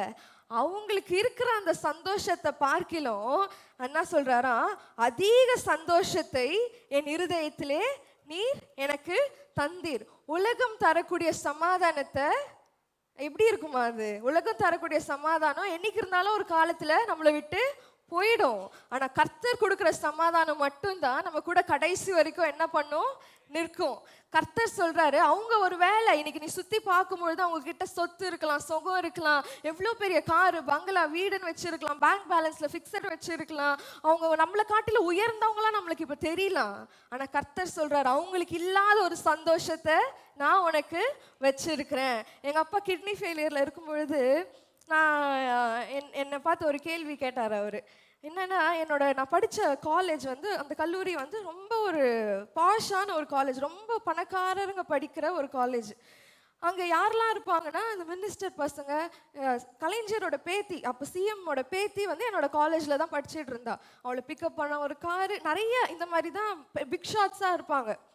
அப்போது என்னோட ஃப்ரெண்டு அவளோட 18வது பர்த்டேக்கு அவங்க அப்பா என்ன பண்ணுறாரு, ஒரு ஆடி கார் எடுத்துன்னு வந்து, இந்த this is your birthday gift அப்படின்னு சொல்லிட்டு அந்த கார் எடுத்துன்னு வந்து கொடுத்துட்டு போகிறாரு. நாங்கள் எல்லாம் ஆன் பார்த்துன்னு இருக்கோம். எப்படிரா எங்கே இருந்துடா காசு வருது இவங்களுக்குலாம், இவ்வளோ சந்தோஷமாக இவ்வளோ செலவு பண்ணுறாங்களே அப்படின்னு சொல்லிட்டு. அப்போது ஒரு நாள் இவங்களெல்லாம் பார்த்து, அப்போது எனக்கு 18-17 வயசு தானே, பொறாமையாக இருக்கும். எப்படி தான் இவங்கெல்லாம் இவ்வளோ நல்லா இருக்கிறாங்க, நம்ம போடுறதுக்கு துணிக்கு ஒரு 10 ரூபா 20 ரூபா கேட்டால் கூட நம்மளை போட்டு திட்டுறாங்க, உதைக்கிறாங்க, அதெல்லாம் தர முடியாதுன்றாங்க. இவங்களுக்கெல்லாம் எங்கேருந்து தான் காசு வருது அப்படின்னு சொல்லி யோசிச்சுட்டு இருக்கும்பொழுது எங்கள் டாடி கிட்ட சொல்வேன், டாடி கார் வாங்கி கொடுத்தாங்களாம். சும்மா இப்படி சொல்கிறது, கார் வாங்கி கொடுத்தாங்களாம், ஆடி காரு. எங்கள் அப்பாவுக்கு ஆடி கார்னா என்னன்னு தெரில. அப்புறம் அதே தான் மாருதி சுசுக்கின்னு நினச்சினுக்கிறாரு அவர். அப்புறம் ரேட் எவ்வளோ அப்படின்னாரு, அது ரேட்டே 2.5 கோடி அப்படின்னா அம்மோ அப்படின்றாரு. அப்போது என்னாச்சு, ஒரு நாள் இந்த பொண்ணு இந்த மாதிரி நிறைய பேர் இருப்பாங்க, நான் ஒருத்தர் எக்ஸாம்பிளுக்கு சொல்கிறேன். அப்போ அந்த பொண்ணு ஒரு நாள் என்ன பண்ணுச்சு, எங்களோட ஆடிட்டோரியம் ஒன்று இருக்கும், அந்த ஆடிட்டோரியமோட முட்டில் உட்காந்து அழுதுட்டு இருந்தா ஒரு நாள். என்னாச்சு அப்படின்னு கேட்க கூட பயமாக இருந்துச்சு எங்களுக்கு. ஏன்னா அவ்வளோ பெரிய ஒரு பணக்கார ஒரு பொண்ணு எப்படி போய் கேட்கறது. அப்படி இருந்தால் நான் என்ன பண்ணேன், சரி போய் கேட்கலாம், என்னதான் ஆச்சு உனக்கு அப்படின்னு போய் கேட்கும்போது அந்த பொண்ணு சொல்கிறா, எங்கள் அப்பா வந்து இன்னொரு மனைவியை வச்சிருக்கிறாரு, எங்கள் அம்மா வந்துட்டு இப்போ பயங்கரமாக பிரச்சனை பண்ணி இப்போ டிவோர்ஸ் பண்ணுற அளவுக்கு போயிட்டாங்க, இப்போ எங்கள் வாழ்க்கையே நடுத்தருக்கு வந்த மாதிரி ஆயிடுச்சு, எனக்கு ஒரு நிம்மதியே இல்லை, வீட்டில் இவ்வளோ காசு இருக்குது, பணம் இருக்குது, எல்லாமே இருக்குது, ஆனால் எனக்கு என்ன இல்லை, நிம்மதியே இல்லை அப்படின்னு சொல்லும் பொழுது அப்போ தான் எனக்கு ரியலைஸ் ஆச்சு, எங்கள் வீட்டில் பண கஷ்டம் இருந்தால் கூட, எவ்வளோ வியாதி இருந்தால் கூட, வருத்தம் இருந்தால் கூட, எங்கள் இருதயத்தில் எப்பொழுதும் என்ன இருந்துச்சு, ஒரு சந்தோஷத்தை கடவுள் கொடுத்து வச்சுருந்தாரு. எப்பொழுதுமே அந்த சந்தோஷம், ஹாஸ்பிட்டலுக்கு தான் போயின்னு இருப்போம், போகிறது ஹாஸ்பிட்டலு, என்னமோ பிக்னிக்கு போகிற மாதிரி நாங்கள் சிரிச்சின்னு விளாடின்னு ஹோட்டலில் போய் சாப்பிட்டுன்னு அவ்வளோ சந்தோஷமாக போவோம் நாங்கள். அது யாரால தான் தர முடியும், கர்த்தரால் மட்டும்தான் கொடுக்க முடியும். அப்போ எங்கள் அப்பா என்னை பார்த்து ஒரு கேள்வி கேட்டார், என்னென்னா, மக இது ரொம்ப ஒரு இறக்கிறதுக்கு ஒரு மாதத்துக்கு முன்னாடி என்னை கேட்டார், மக நீ வந்து உன் ஃப்ரெண்ட்ஸை பற்றிலாம் சொல்லியிருக்கிற, நான் காலேஜில் முடிச்சிட்டேன், உன் ஃப்ரெண்ட்ஸை பற்றிலாம் சொல்லியிருக்கிற, உனக்கு எப்பயாச்சும் ஒரு ஏக்கம் வந்திருக்குதா, எங்கள் அப்பா வந்துட்டு ஆடி காரில் வந்து இறங்கலையே, எங்கள் அப்பா எனக்கு இதெல்லாம் வாங்கி கொடுக்கலையே, இல்லை எங்கள் அப்பா வந்துட்டு என்ன சொல்கிறது, இந்த அளவுக்கு பாஷாக இல்லையே, பணக்கார ஒரு பிஸ்னஸ் மேனாக இல்லையே அப்படின்னு சொல்லிட்டு உனக்கு வருத்தம் வந்திருக்குதா அப்படின்னு சொல்லி கேட்கும்பொழுது அடுத்த செகண்டு எனக்கு தோணுனது ஒன்று தான், என்ன பேசுகிறீங்க நீங்கள், எனக்கு கோவம் வந்துடுச்சு, என்ன பேசுகிறீங்க நீங்கள் எங்களை எவ்வளோ நல்லா வளர்த்துருக்குறீங்க, அவங்களுக்கெல்லாம் ஒரு வேலை பணம் இன்னைக்கு இருக்கலாம், நாளைக்கு போகலாம், ஆனால் எனக்கு வந்துட்டு ஒரு நல்ல தகப்பன் எப்படி இருக்கணுமோ அந்த மாதிரி இருந்து காமிச்சிட்டு போயிருக்கிறீங்க, அது போதும் எனக்கு அப்படின்னு சொல்லும்போது அவர் சைலண்ட்டாக தலையை ஆட்டிட்டு அவர் பாட்டுக்கு போயிட்டாரு. அப்போது கர்த்தரும் அதை தான் எதிர்பார்க்குறாரு. உலகத்தில் நம்மளுக்கு அநேக பிரச்சனை இருக்கும், அநேக போராட்டங்கள் இருக்கும், ஆனால் என் மக எனக்காக நிற்கிறாளா, எனக்காக வைராக்கியமாக இருக்கிறாளா அப்படின்றத தான் கர்த்தர் எப்பவுமே என்ன பண்ணுவாரா பார்ப்பாரு. அதில் உலகத்தர சமாதானம் நம்மளை என்றைக்குமே சமாதானமாக வச்சுக்க முடியாது. கர்த்தர் நம்மளோட இருதயத்தை நிரப்பினால் ஒழிய உலகம் எந்த ஒரு காரியமும் நம்மளை வந்துட்டு என்ன பண்ண முடியாது, ஃபுல்ஃபில்லே ஆக்க முடியாது. அடுத்தது, அங்கே என்ன பேசுகிறார்கள், என்னன்னா இப்போ வந்துட்டு கிதியோனை வந்து போருக்கு பழக்க வைக்கிறாரு, ரெடி பண்ணுறாரு. அப்போ அவன் கூட 22,000 பேர் போகிறாங்க, எதுக்கு, மீதியானரை முறியடிக்கிறதுக்கு. அதில் கர்த்தர் என்ன சொல்கிறாரு, ஃபஸ்ட்டு என்னன்னா, உங்களுக்கு சொன்னல பயம் இல்லை, பயம் இருக்கக்கூடாது, பயப்படாத. கர்த்தர் திருப்பி வேதத்தில் 365 வாட்டி சொன்ன ஒவ்வொரு நாளைக்கும் கர்த்தர் என்ன சொல்கிறாரு, 365 வாட்டி சொல்லியிருக்கிறாரு. ஒவ்வொரு வாட்டியும் ஒவ்வொரு நாளும் பயப்படாத, நான் உன் கூட இருக்கிறேன், நீ இன்றைக்கு பார்க்குற இவ்வளோ பெரிய எரிகோ வந்துட்டு அது ஒன்றுமே இல்லை எனக்கு, நீ வந்து அதை ஈஸியாக தகர்த்துருவேன், நான் உன் கூட இருக்கிறேன் அப்படின்னு சொல்கிறாரு. அப்போது இவன் என்ன பண்ணுறான், பயப்படுறான் கிதியோன்னு. ஏன்னா அவன் வந்து எங்க இருந்து அவனை சூஸ் பண்றாரு கடவுள்னா, அவன் வந்துட்டு மீதியானியர்கள் வந்துட்டு இவனோட பயிர் எல்லாத்தையுமே எடுத்துன்னு போயிடுவாங்க. இஸ்ரேல் ஜனங்க என்ன பிளான் பண்ணி என்ன பயிரிட்டுறாங்களோ அது எல்லாத்தையுமே மீதியானியர்கள் என்ன பண்ணுவாங்களாம், வந்து கொள்ளையடிச்சுன்னு எடுத்துன்னு போயிடுவாங்க. அப்போ அந்த எடுத்துட்டு போயிடுவான், எடுத்து அதை நாசமாக்கிடுவாங்க. அதனால கிதியோன் வந்து என்ன பண்றான், ஒரு மூலையில என்ன பண்றான், இது கோதுமையை வந்துட்டு இது பண்ணிட்டு விதைச்சிட்டு அதை என்ன பண்ணுறான், பயந்து நின்று ஒளிஞ்சு பார்த்துன்னு இருக்கிறான். எங்க மீதியானர்கள் வந்து எடுத்துன்னு போயிட போறாங்கன்னா அவனுடைய சுபாவம் எப்படிப்பட்ட சுபாவம்னா, எதிரிகளை கண்டு பயந்து போய் அவன் ஒளிந்து கொண்டு இருக்கிறான். எப்படி வந்து இவங்க எடுத்துன்னு போயிட போறாங்க அப்படின்னு சொல்லிட்டு அந்த பயந்தவனை தான் கர்த்தர் என்ன பண்றாருங்க, சூஸ் பண்றாரு. சூஸ் பண்ணி இப்போ நீ போன அனுப்புறாரு. இப்போ கர்த்தர் வந்துட்டு சக்ஸஸை கர்த்தருடைய வெற்றியை எல்லாருக்கும் கொடுத்துட மாட்டார். எல்லாரையுமே அதில் வந்து ஷேர் பண்ண அலோவ் பண்ண மாட்டார்.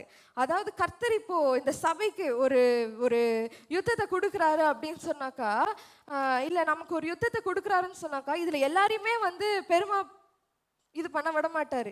யார் ஒருத்தவங்க கர்த்தருக்கு பயந்து பிசாசுக்கு பயப்படாம இருக்கிறாங்களோ, அதாவது பிசாசுக்கு பயப்படாம கர்த்தருடைய வார்த்தையை மாத்திரம் நம்பி இருக்கிறாங்களோ, அவங்களுக்கு தான் இந்த வெற்றியை வின் பண்ணும்போது அதை என்ஜாய் பண்ணுறதுக்கான ஒரு இதை கொடுக்குறாரு கடவுள். அப்போ என்ன பண்ணுறாரு, இப்போ 22,000 பேர் இருக்கிறாங்க, நீ என்ன பண்ணு, இதில் பாதி பேர் எனக்கு வேணாம், அதனால நீ என்ன பண்ணுற, யார் யாரெல்லாம் பயம் இருக்குதோ அவங்களெல்லாம் என்ன பண்ண சொல்லிடு, அப்படியே ஓட சொல்லிடு அப்படின்னு சொல்லி. நமக்கு ஃபஸ்ட்டு ஒரு காரியம் நடந்துடுச்சுன்னா நமக்கு வர்றது என்ன, ஒரு மனுஷனாக இருக்கும்பொழுது நம்மளுக்கு ஃபஸ்ட்டு ஒரு துர்செய்தியோ இல்லை ஏதோ ஒரு மன நோவான ஒரு காரியம் கேட்கும் பொழுது நமக்கு வரக்கூடிய ஃபஸ்ட்டு ஃபீலிங் என்னது, நமக்கு பயம் தானே.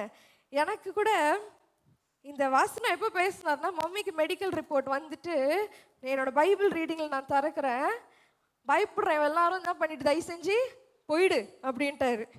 என்னை அப்படி செருப்பால் அடித்த மாதிரி இருந்துச்சு. பயந்து நீ பயப்படுறேன்னா என்ன பண்ணிடு, தயவு செஞ்சு யுத்தத்தில் வந்து என்ன பண்ணாத, நிற்காத, தயவு செஞ்சு அப்படியே என்ன பண்ணிட்டு திருப்பி ஓடி போயிடு. ஏன்னா பயப்படுறவன் எனக்கு தேவை கிடையாது. ஏன்னா பயந்தா அவன் விசுவாசம் இல்லாமல் போயிடுவான். சரியா? அப்போது பயம் இல்லாதவன் யாரெல்லாம் இருக்கிறானோ அவனெல்லாம், ஆகையால் 3வது வசனம் 7:3 பயமும் திகிலும் உள்ளவன் எவனோ அவன் திரும்பி கீலேயாத் மலைகளில் இருந்து விரைவாய் ஓடி போக கடவன். நீ நடந்து கூட போகக்கூடாது, அப்படியே ஓடி போயிரு அப்படின்றாரு. நீ ஜனங்களின் செவிகளை கேட்க பிரசித்தப்படுத்து என்றார். அப்பொழுது ஜனத்தின் 20,000 பேர் திரும்பி பார்த்தா 17,000 பேர் தான் இருக்கிறாங்க. ஒரு காமெடியில் கூட சொல்லுவாங்க, யாரெல்லாம் ஃபிட்டா குண்டா, யாரெல்லாம் குண்டா உருளையாக இருக்கிறாங்களோ, யாரெல்லாம் வந்துட்டு உடம்பு மெலிஞ்சி அப்படியெல்லாம் இருக்கிறாங்களோ எல்லாரும் ஓடி போயிடுங்க, என்ன மாதிரி ஃபிட்டாக இருக்கிறவங்க மட்டும் என் கூட நில்லுங்க அப்படின்னு திரும்பி பார்த்தா யாருமே இருக்க மாட்டாங்க, எல்லாரும் என்ன பண்ணிடுவாங்க, ஓடி போயிடுவானுங்க. அது மாதிரி யாரெல்லாம் பயப்படுறீங்களோ அவனுங்களாம் என்ன பண்ணுங்க, ஓடி போயிடுங்கன்னு பார்த்தா 5,000 பேர் ஓட்டானுங்க. அதுலேயே ஓடிட்டு அதுக்கப்புறமா கர்த்தர் என்ன பண்ணுறாரு, அதுக்கப்புறம் என்ன பண்ணுறாரு, யாரெல்லாம் இந்த இப்போ 17,000 பேரில் யாருன்னா இப்படி யோசிப்பாங்களா பாருங்க, நாய் மாதிரி நக்கி அவன் தண்ணி குடிக்கிறானோ அவனை மட்டும் நீ வந்து என்ன பண்ணிக்கோ, அவனை மட்டும் என்ன பண்ண யுத்தத்துக்கு கூட்டின்னு போ, நாய் மாதிரி தண்ணி குடிக்காதவனை விட்டுட்டு போயிடு அப்படின்றாரு. இது கொஞ்சமாச்சு லாஜிக்காக இருக்குதா? சரி, கையில் எடுத்து குடிக்கிறவனை நீ வந்து செலக்ட் பண்ணுறாருன்னா ஓகே. கடவுள் எப்பவுமே நம்ம யோசிக்கிற விதமாகவே யோசிக்க மாட்டார். அவர் கிரகிக்க முடியா அற்புதங்களை செய்கிறவர். மனுஷர் அறிகிற அறிவுக்கு அது என்னவே பண்ண முடியாதான், எட்டவே எட்டாதான் அவருடைய அறிவு. அப்போ அவர் என்ன பண்ணுறாரு, நாய் மாதிரி யார் அதை என்ன பண்ணுறாங்களா குனிஞ்சி அதை நக்கி குடிக்கிறாங்களோ கையில் எடுத்து அவனை மட்டும் வச்சுக்கோ அப்படின்னு பார்த்தா அதில் அப்போ பாதி பேர் மனநோயாளியாக தான் இருந்திருப்பானுங்க. ஆமாம் தானே? பாதி பேர் எப்படி இருந்திருப்பான், பைத்தியமாக தான் இருந்திருப்பான். பைத்தியமாக இருக்கிறவன் தான் எடுத்து கையில் எடுத்து இப்படி நாய் மாதிரி நக்கி குடிப்பான். நார்மலாக இருக்கிறவன் என்ன பண்ணுவான்?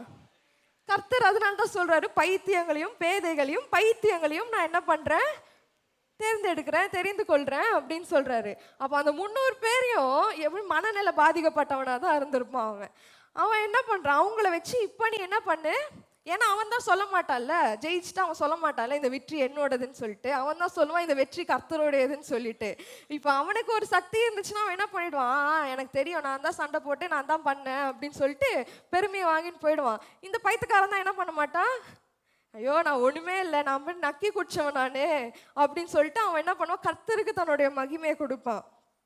அப்போ என்ன பண்றாரு, நீ எழுந்து அந்த சேனையின் 9வது வசனத்துல, நீ எழுந்து அந்த சேனையின் இடத்திற்கு போ, அதை உன் கையில் ஒப்பு கொடுத்தேன் அப்படின்னு சொல்லிட்டு என்ன சொல்லிடுறாரு, அது உன் கையில் ஒப்பு கொடுத்துட்டேன் அப்படின்னு சொல்றாரு. இப்போ அதுக்கு நடுவில் அவனுக்கு போய் ஒட்டி கேட்பான், அவனுக்கு ஒரு கனவு வரும். அதெல்லாம் நீங்கள் வீட்டில் போய் தெளிவாக படிங்க, சமயம் இல்லாத நேரத்தினால ஒரு நாள் டீட்டெயில்டாக இதை பற்றி பேசலாம். அதுக்கப்புறம் என்ன அது, இவன் துரத்தி போயிட்டு என்ன பண்ணிடுறான், மீதியானியரை அந்த கூட்டத்தில், நீ கடவுள் என்ன சொல்கிறாரு, நீ ஜஸ்ட்டு போய் என்ன பண்ணு, நான் சொல்கிற மாதிரி போய் நில்ல, ஜனங்க அவங்களுக்குள்ளேயே என்ன பண்ணிடுவாங்க, சண்டையை போட்டு அழிஞ்சிருவாங்க, நீ எதுவுமே பண்ண வேணாம். இவ்வளோ நாள் கிதியோன் என்ன பண்ணியிருப்பாரு, இப்போ உங்களெல்லாம் மிஸ் வேர்ல்டு இல்லை மிஸ்டர் இந்தியா அந்த மாதிரி மசில் ஷோக்கெல்லாம் வந்து நான் அனுப்ப போகிறேன் அப்படின்னு சொன்னாக்கா என்ன பண்ணுவாங்க, என்ன பண்ணுவேன் சாம், ஃபுல்லாக எக்ஸசைஸ் பண்ணி ஃபுல்லாக 6 பேக்ஸ்லாம் ரெடி பண்ணி உடம்பெல்லாம் கட்டு மஸ்தாக வச்சுன்னு, ஃப்ராங்க்லினா கட்டு மஸ்தாக வச்சுன்னு ரெடியாக இருப்போம். கிதியோன்னு என்ன பண்ணியிருப்பான், சரி கடவுள் கூப்பிட்டுக்கிறாரு, கொஞ்சம் உடம்பெல்லாம் ஏற்றின்னு கட்டு மஸ்தா போகலாம் அப்படின்னு சொல்லிட்டு இவர் ஒரு பக்கம் வந்து ட்ரைனிங் எடுத்துருந்துருப்பாரு. ஆனால் கடவுள் என்ன பிளான் வச்சுருந்தாருன்னா, எதுக்கு இதெல்லாம் பண்ணின்னு இருக்கேன், நான் வந்து நீ போய் உன்னை என்ன பண்ண சொன்னேன், நிற்க மட்டும்தான் சொன்னேன், ஜனங்களே அவங்களுக்குள்ள என்ன பண்ணிடுவாங்க, அவங்களே அடிச்சுன்னா அவங்களே ஒருத்தருக்குள்ள ஒருத்தர் என்ன பண்ணிடுவாங்களாம், செத்துருவாங்க அப்படின்னு சொல்லிட்டு கர்த்தர் வந்து மீதியானியருடைய கையில் ஒப்பு கொடுக்குறாரு. அப்போது இவனும் அவங்கள என்ன பண்ணிடுறான், மேற்கொண்டுடுறான். கர்த்தர் வந்து இவனுக்கு உதவி செய்கிறாரா, ஜனங்களுக்குள்ளேயே ஜனங்க வந்து பாளையம் இறங்கும்போது ஒரு பட்டயத்தை ஒருவருக்கு ஒருவர் விரோதமாய் ஓங்க பண்ணினார். 22வது வசனத்தில், சேனையானது சேராத்தில் உள்ள பெட்சித்தா மட்டும் தாபாத்திற்கு சமீபமான ஆப்லேம் கோலாவின் எல்லை மட்டும் ஓடி போயிடுச்சு. அவனுக்கு என்ன பண்ணுறானுங்க, மீதியானியர்கள் யாருன்னா பல 7 வருஷமா அவங்களுடைய படையே எப்படி இருக்கும்னா, ஒரு என்ன சொல்கிறது, ஒரு ஜெர்மனியோட படை தான் இருக்கிறதுலே, ரஷ்யனோட படை தான் வந்துட்டு இருக்கிறதுலே உலகத்திலே ரொம்ப பவர்ஃபுல்லான ஒரு படை. நம்ம ஆம்பூர்லேருந்து சபையாக போயிட்டு நான் வந்து என்ன பண்ண போகிறேன்னா ஹிட்லர் படையாக வெளில போகிறேன் அப்படின்னா, முட்டாளையா அறிவு இருக்குதா, வீட்டுக்கு போனால் என்ன பண்ணிடுவாங்க, தலையில் அமிச்சு அனுப்பி விட்ருவாங்க. ஏன்டா கொஞ்சமா சரி, நீ எங்கே இருக்கிற, அவன் எங்கே இருக்கிறான், இன்டர்நேஷ்னல் அவன், நீ ஆம்பூர்லேருந்து போய் என்னத்தை அடிக்க போகிற அப்படின்னு சொல்லிட்டு நம்மளை ரொம்ப கேவலமாக பேசுவாங்கல்ல. ஆனால் கர்த்தர் நம்மளோட இருந்தாருன்னா, அவன் ஜெர்மன் படையானா இருக்கட்டும், அமெரிக்கா படையானா இருக்கட்டும், இஸ்ரேல் படையானா இருக்கட்டும், யாரா வேணா இருக்கட்டும், கர்த்தர் நம்மளோட இருந்தாருன்னா அவனுக்குள்ளேயாகவே அவங்க என்ன பண்ண செய்வாரா, அடிச்சுன்னு சாவ வச்சிருவார். இப்போ என்ன பண்ணுறானுங்க, எல்லாரும் தெரிச்சு ஓடுறானுங்க. எந்த மீதியானியர்கள் வந்தால் இஸ்ரேல் ஜனங்க தெரிச்சு ஓடுவாங்களோ, இப்போ நேரம் அப்படியே ரிவர்ஸ் ஆகி இவங்க தெரிச்சு ஓடுற ஒரு டைம் வந்துருச்சு. இப்போ தெரிச்சு போகிறவனுக்கு கிதியோன் என்ன பண்ணுறான், இப்போ தைரியம் வந்துடுச்சு. இவ்வளோ நேரம் பயம் அவனுக்கு, ஜெயிச்சிருவோமா ஜெயிச்சிருவோமா ஜெயிச்சிருவோமான்னு. இப்போ தான் அவர் தலையை எட்டி பார்க்குறாரு. எங்கடா போனீங்க, எல்லாம் ஓட்டிங்களா அப்படின்னு சொல்லிட்டு ஓடி போனவங்க எல்லாரையும் துரத்தி பிடிக்க போகிறான்.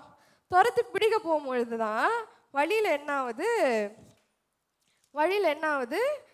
சுக்கோத் அப்படின்னு சொல்லிட்டு ஒரு இடத்துல போயிட்டு, ஆல்ரெடி அவங்க ரொம்ப டயர்டாக இருக்கிறாங்க, ஜனங்க எல்லாரும் ரொம்ப டயர்டாக, ரொம்ப போரில் இது பண்ணி இவங்க ஒன்றுமே பண்ணல, ஆனால் ரொம்ப டயர்டாகிட்டுக்கிறாங்க.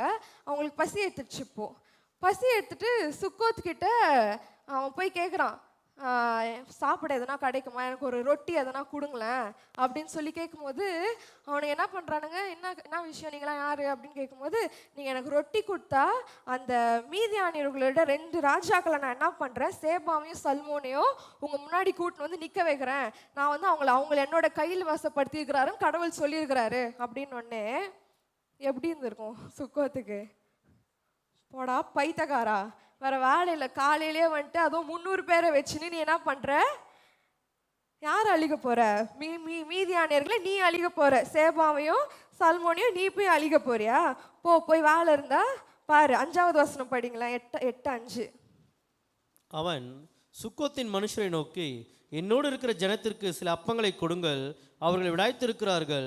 நான் மீதியானியரின் ராஜாவாகிய சேபாவையும் சல்முனாவையும் பின்தொடர்கிறேன் என்றான். அடுத்தது. அதற்கு சுக்கோத்தின் பிரபுக்கள், உன் சேனைக்கு நாங்கள் அப்பம் கொடுக்கதற்கு சேபா சல்முனா என்பவர்களின் கை உன் கைவசமாய் ஆயிற்றே என்றார்கள். ஓகே, இப்போ அவன் என்ன பண்ண மாட்டான், உனக்கு அப்பம் கூட கிடையாது, மரியாதை என்ன பண்ணிடு, போயிடு அப்படின்னு சொல்லிட்டு இவனை என்ன பண்ணுறாரு, இன்சல்ட் பண்ணி அனுப்பிடுறாரு. அடுத்தது என்ன பண்ணுறான், இவன் பெனுவேல் வழியாக போகிறான். சுக்கோத் தாண்டி பெனுவேலுக்கு போகிறான். எதுக்கு போகிறான் இந்த பக்கம்னா, அந்த மீதியானியர்கள் எல்லாம் தெரிச்சு ஓடினாங்கல்ல, இவங்களை பின்னாடி சேஸ் பண்ணினே போகிறான் கிதியோன். அப்போ வழியில் அடுத்து பெனுவேல் கிட்டேயும் போயிட்டு, பெனுவேலுன்ற ஒரு இடம் அது, அங்கே போயிட்டு அங்கே கேட்கும் போது அவன் என்ன பண்ணுறான், அவனும் என்ன பண்ணிடுறான், என்கிட்ட என்ன இல்லை, ரொட்டியெல்லாம் உனக்கு தர முடியாது, நீ போய் என்ன பண்ண போகிற, இவனுங்களை அழிக்க போறியா அப்படின்னு சொல்லிட்டு அவனை ரொம்ப என்ன பண்ணிடுறான், நிந்தித்து அமுச்சிடுறான். அந்த அந்த பாட்டு அண்ணா கரெக்டாக இன்னைக்கு பாடினாரு. இதை தான் காலையில் கர்த்தர் எனக்கு சொன்னார். நுகத்தடி விரல் நீட்டை போக்கி நிபச்சொல்லை நடு நின்று நீக்கி. அதாவது எவ்வளோக்கு அவனை கேவலமாக, அவன் ஆல்ரெடி ஒரு யுத்தத்தில் வின் பண்ணிட்டான், ஆனாலும் அவனுக்கு என்னதான் இன்னும் இன்சல்ட் தான். அவனை என்ன பண்ணல, நம்பல. அவனை என்ன பண்ணிடுறாங்க, ரொம்ப அசிங்கப்படுத்தி, உன்னாலலாம் இதெல்லாம் முடியாது, நீ போய் அவங்கள அழிக்க போறியா அப்படின்னு சொல்லிட்டு அவனை இன்சல்ட் பண்ணி அனுப்பிடுறாங்க. இப்போ கிதியோன் என்ன பண்ணுறான் தெரியுமா, என்னையாடா இன்சல்ட் பண்ணுறீங்க, இப்போ நான் போவேன், போயிட்டு ஜெயிச்சுட்டு திருப்பி வந்து உங்களை வச்சுக்கிறேன். நம்ம கூட சொல்லுவோம்ல, இப்போ என் நிலைமையை பார்த்து நீ இப்படி பேசுகிற, ஒரு நாள் வரும், நம்ம சர்ச்சில் ஒரு பாப்பா இருக்குது, ஒரு நாள் வரோங்க்கா, யாரெல்லாம் என்னை பார்த்து என்னென்ன சொன்னாங்களோ அவங்க முன்னாடியில் நான் வாழ்ந்து காட்டுவேன், அவங்களாம் தெரிச்சு ஓடிடணும், அந்த சந்தில் நுழையாத அந்த சந்துக்குள்ளே நான் ஆடிக்காரை எடுத்துன்னு போய் நிற்க வைப்பேன் அப்படின்னு சொல்லி ரொம்ப ரொம்ப ஒரு இதுவாக சொல்லின்னு இருக்கும் அந்த பொண்ணு. அப்போது அவன் அதுதான் சொல்கிறான். போகும்போது இப்போ நான் போகிறேன், ஆனால் நான் ஜெயிச்சுட்டு திருப்பி வருவேன், அப்போ என்ன பண்ணுவேன் தெரியுமா, அந்த முச்செடி எடுத்து உன் கழுத்தில் வச்சு என்ன பண்ணிடுவேன், நெருக்கிடுவேன், அப்போ பாப்ப நீ யாருன்னு அப்படின்னு சொல்லிட்டு என்ன பண்ணிடுறான், போயிடுறான். போயிட்டு 11வது வசனம் 8:11. கிதியோன் கூடாரங்களிலே குடியிருக்கிறவர்கள் வழியாய் நோபாகுக்கும் யொகியபாவுக்கும் கிழக்கே போய் அந்த சேனை பயமில்லை என்று இருந்தபோது அதை முறியடித்தான். சேபாவும் சல்முனாவும் ஓடி போனார்கள். அவனோ அவர்களை தொடர்ந்து சேபா சல்முனா என்னும் மீதியானியரின் 2 ராஜாக்களையும் பிடித்து சேனை முழுவதையும் கலங்கடித்தான். பயமில்லை, அந்த சேனை பயமில்லை என்று இருந்த போது அதை என்ன பண்ணானா, முறியடித்தான். நம்மளுடைய எதிரி நம்மளை கண்டு சில நேரத்தில் இவெல்லாம் நம்மளை பார்த்து இவெல்லாம் நம்மளுக்கு என்ன பண்ண முடியும், பிசாசு நம்மளை பார்த்து சொல்லுவான்ல, இவளே ஒன்றும் இல்லை, இவளே வந்துட்டு சும்மா தான் சர்ச்சுக்கு வாரம் போயின்னு இருக்கா, இவ வந்து நம்மளை என்ன பண்ண முடியும் அப்படின்னு பிசாசு வந்துட்டு நம்மளை பார்த்து சொல்லும் போது, பயமில்லை என்றிருந்த போது அதை கிதியோன் முறியடித்தான். சேபாவும் சல்முனாவும் ஓடி போனார்கள். அவர்களை தொடர்ந்து சேபா சல்முனா என்னும் மீதியானியரின் 2 ராஜாக்களையும் பிடித்து சேனை முழுவதையும் என்ன பண்றான், கலங்கடித்தான். யாரு, ஆரம்பத்தில் பயந்துன்னு கோதுமை இதை வந்து இது பண்ணின்னு கொகைக்குள்ளே போய் ஒளிஞ்சின்னு, எசப்பா என்னை விட்டுருங்க, நான் சிறியவன், என்னுடைய கோத்திரத்திலே நான் தான் ரொம்ப எளியவன் அப்படின்னு சொன்னவனை தான் கர்த்தர் என்ன பண்ணியிருக்கிறாரு, அவ்வளோ பெரிய மீதியானியரை கலங்கடிக்க செய்தார். இப்போ ஹைலைட் என்னன்னா, அவனுங்க பிடிச்சின்னா அந்த 2 ராஜாவையும் பேர் என்னன்னா சேபா சல்முனா, இவங்க 2 பேரையும் பிடிச்சி உயிரோட கூட்டின்னு எந்த வழியா வரான், இப்போ பெனுவேல். இப்போ எந்த வழியா, இப்போ ஒருத்தன் தரமாட்டேன், உனக்கெல்லாம் தர முடியாது, கிளம்பிடா அப்படின்னு சொன்னான்ல, அதே வழியா என்ன பண்றான், வரான். திருப்பி வரும்போது அங்க ஒரு வாலிபன் இருக்கிறான். பெனுவேல் கிட்ட வரும்போது ஒரு வாலிபன் என்ன பண்றான், டேய் வாடா இங்க அப்படின்னு சொல்லி அந்த வாலிபனை இழுத்து, வாடா, என்ன சொன்ன, எனக்கு ரொட்டி தர முடியாதுன்னு சொன்னியா நீ, இப்போ என்ன பண்ற, உன் ஊரில் எவன்லாம் ராஜாவோ எவன்லாம் இப்படி அல்ட்டின்னு என்னை வந்து பேசினானோ அவன் எல்லார் பேரும் என்ன பண்ணுற, லிஸ்ட்டு போட்டு எனக்கு கொடுக்குற அப்போ ஒரு லிஸ்ட்டு போட்டு இப்போ இந்த நிமிஷம் எனக்கு கொடுக்குற அப்படின்னு உடனே அவன் என்ன பண்ணுறான், 77 ராஜா பேரை, ராஜாவையும் பிரபுக்கள் பேரையும் எழுதி கொடுக்குறான். இன்னைக்கு நம்ம கூட என்ன பண்ணணும், நம்ம பிரச்சனைகளை லிஸ்ட்டு போட்டு துரத்தணும். லிஸ்ட்டு போட்டு அதை என்ன பண்ணணும், இப்போ என்னென்ன பிரச்சனை இருக்குது, கடன் பிரச்சனை இருக்குதா, வீட்டில் வறுமை இருக்கா, வீடு கட்ட முடியலையா, ஏதோ ஒரு வியாதி உங்களை திருப்பி திருப்பி தொந்தரவு செய்துட்டே இருக்குதா, எதுவாக இருந்தாலும் எங்கள் அப்பா சொல்லுவார் எப்பவுமே, அதை ஒரு பேப்பரில் எழுதி அதை டெய்லி வச்சு ஜெபம் பண்ணும்பொழுது கர்த்தர் அதை என்ன பண்ணுவாரா, முறியடிப்பார். இப்போ அவன் என்ன பண்ணுறான், 77 பேரையும் இப்போ உடனே எனக்கு என்ன பண்ணுற, எழுதி கொடுக்குற அப்படின்னு உடனே அந்த வாலிபனுக்கு எப்படி இருந்திருக்கும், நீ யாருடா, என்னடா இப்படி சொல்கிறேன்னு உடனே அவன், இப்போ நீங்கள் ஒரு இமேஜின் பண்ணிக்கோங்க, அவன் காரில் போயின்னு இருக்கிறான், அந்த காலத்தில் கார் இருக்காது, காரில் போயின்னு இருக்கிறான், பின்னாடி இந்த 2 ராஜாக்களை டிக்கியில் வச்சிருக்கிறான், டிக்கியில் வச்சு இப்போ போயிட்டு கேட்குறான் அவங்க ஒரு வாலிபனை, நீ யாரா, நான் என்ன உன்ட்ட சொல்லணும் அப்படின்ட்டு அந்த பெனுவேல் சொல்லும் போது, எட்டிப்பாரு என் டிக்கிய அப்படின்றான். எட்டி பார்த்தா அவனுக்கு ராஜாவை என்ன பண்ணிட்டுக்கிறான், அமுக்கி டிக்கியில் உள்ள சொருகிட்டுக்கிறான். இப்போ பேசு, நீ தான் பெரிய ஆளாச்சு, இப்போ பேசு அப்படின்னு சொன்னோடனே அந்த வாலிபன் என்ன பண்ணுறான், சரி சரின்னு டக்குன்னு எழுதி கொடுத்துட்டு என்ன பண்ணுறான், அந்த 77 ராஜாக்களையும் பிரபுக்களா 77 பிரபுக்களையும் என்ன பண்ணிடுறான், கொடுத்துட்டு அது இது சுக்கோத் என்ன பண்ணுறான், கூட்டு வந்துட்டு 77 ராஜாக்களையும் அந்த பிரபுக்களையும் கூட்டு வந்துட்டு சுக்கோத்துக்கு போகிறான். இப்போ அடுத்தது ஃபஸ்ட்டு ஒருத்தன் பண்ணு தரமாட்டேன், பிரெட் தரமாட்டேன்னு நாங்களே, இன்றைக்கி நீங்கள் கூட எழுதி வச்சுக்கோங்க, உங்களை யாரெல்லாம் பிரெட்டு கொடுக்கல, ஒரு வேளை சாப்பாடு கொடுக்கல, வெளியே போடா நாயே அப்படின்னு துரத்துனாங்களோ அவங்க எல்லாரையும் நம்ம என்ன பண்ண போகிறோம், அவங்களுக்குள்ளே இருக்கிற சத்ருவை கலங்கடிக்க பண்ண போகிறோம். கர்த்தர் நமக்காக யுத்தம் செய்யும் பொழுது நம்மளை யாரெல்லாம் அசிங்கமாக ஏளனமாக நம்மளுக்கு நம்மளை எவ்வளோ இலக்காரமாக பார்த்தாங்களோ அவங்க எல்லாரையும் கர்த்தர் என்ன பண்ணுறாரு, ஒரு நாள் வரும் அவங்க எல்லாரும் முன்னாடியும் கர்த்தர் நம்மளை உயர்த்தி வைப்பார். அவன் போனவன் சாதாரணமாக போனான், ஆனால் திரும்பி வரும்பொழுது அவன் எப்படி வந்தான், ராஜகுமாரனாக வந்தானா. இன்றைக்கு நம்ம வாழ்க்கை ஒரு வேளை சாதாரணமாக ஆரம்பிச்சிருக்கலாம், நம்ம வாழ்க்கை ஒரு வேளை ஒரு குப்பையிலையும் ஒரு எளிமையான ஒரு 4 செவுத்துக்குள்ளேயும் ஆரம்பிச்சிருக்கலாம். ஆனால் நமக்கு ஒரு விசுவாசம் இருக்கணும், என் வாழ்க்கை இப்படியே இருந்துடக்கூடாது ஏசப்பா, நான் ஒரு வேளை பிறந்தது பிறந்தது என்னோட தப்பு கிடையாது, ஏதோ ஒரு வீட்டில் நான் பிறந்துட்டேன், ஆனால் நான் சாகும்பொழுது இப்படியே செத்தாதான் அது யாரோட தப்பு, அதுதான் என்னோட தப்பு. பிறக்கும்பொழுது நம்மளோட கையில் கிடையாது, நம்ம எங்கே பிறக்கிறோமோ அதுதான். ஆனால் ஒருத்தர் சாகும்பொழுது, அலெக்சாண்டர் இதை சொல்லுவார், ஒருத்தர் சாகும் பொழுது அவன் எப்படி சாவறான்றது தான் முக்கியம். நம்ம ஒரு வேளை இன்னைக்கு ஒரு எளிமையான குடும்பத்திலேருந்து நான் போய் எப்படி ஏசப்பா, நான் போய் இதை எப்படி பண்ண முடியும் அப்படின்னு சொல்லிட்டு நீங்கள் யோசிக்கலாம். ஆனால் கர்த்தர் உங்களை ஒரு யுத்தத்தில் பழக்குவித்து அதில் ஜெயிக்க வைத்து திரும்பி நீங்கள் வரும்பொழுது ராஜகுமாரர்களாகவும் ராஜகுமாரத்திகளாகவும் உங்களை கண்டு அநேக பிரபுக்கள் பயப்படத்தக்கதாக, யாரெல்லாம் உங்களை கடன் கொடுக்க முடியாது, வட்டிக்கு தான் தர முடியும், என்னென்ன ஏளனமாக ஏசனமாக பேசுனாங்களோ அவங்க எல்லார் முன்னாடியும் கர்த்தர் என்ன பண்ணுறாரு, நம்மளை உயர்த்தி வைக்கிறார். அந்த பாட்டை பாடலாமா? நுகத்தாடி விரல் நீட்டை போக்கி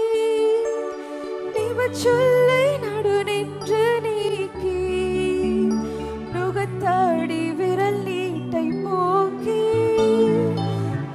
சொல்லை நடு நின்று நீக்கி, கிருபையினும் பதிலை பணிவார், உன்னை சுற்றிலுமே உயர்த்தி பணிவார், கிருபையினும் பதிலை பண்ணுவார், உன்னை சுற்றிலுமே உயர்த்தி பணிவார்.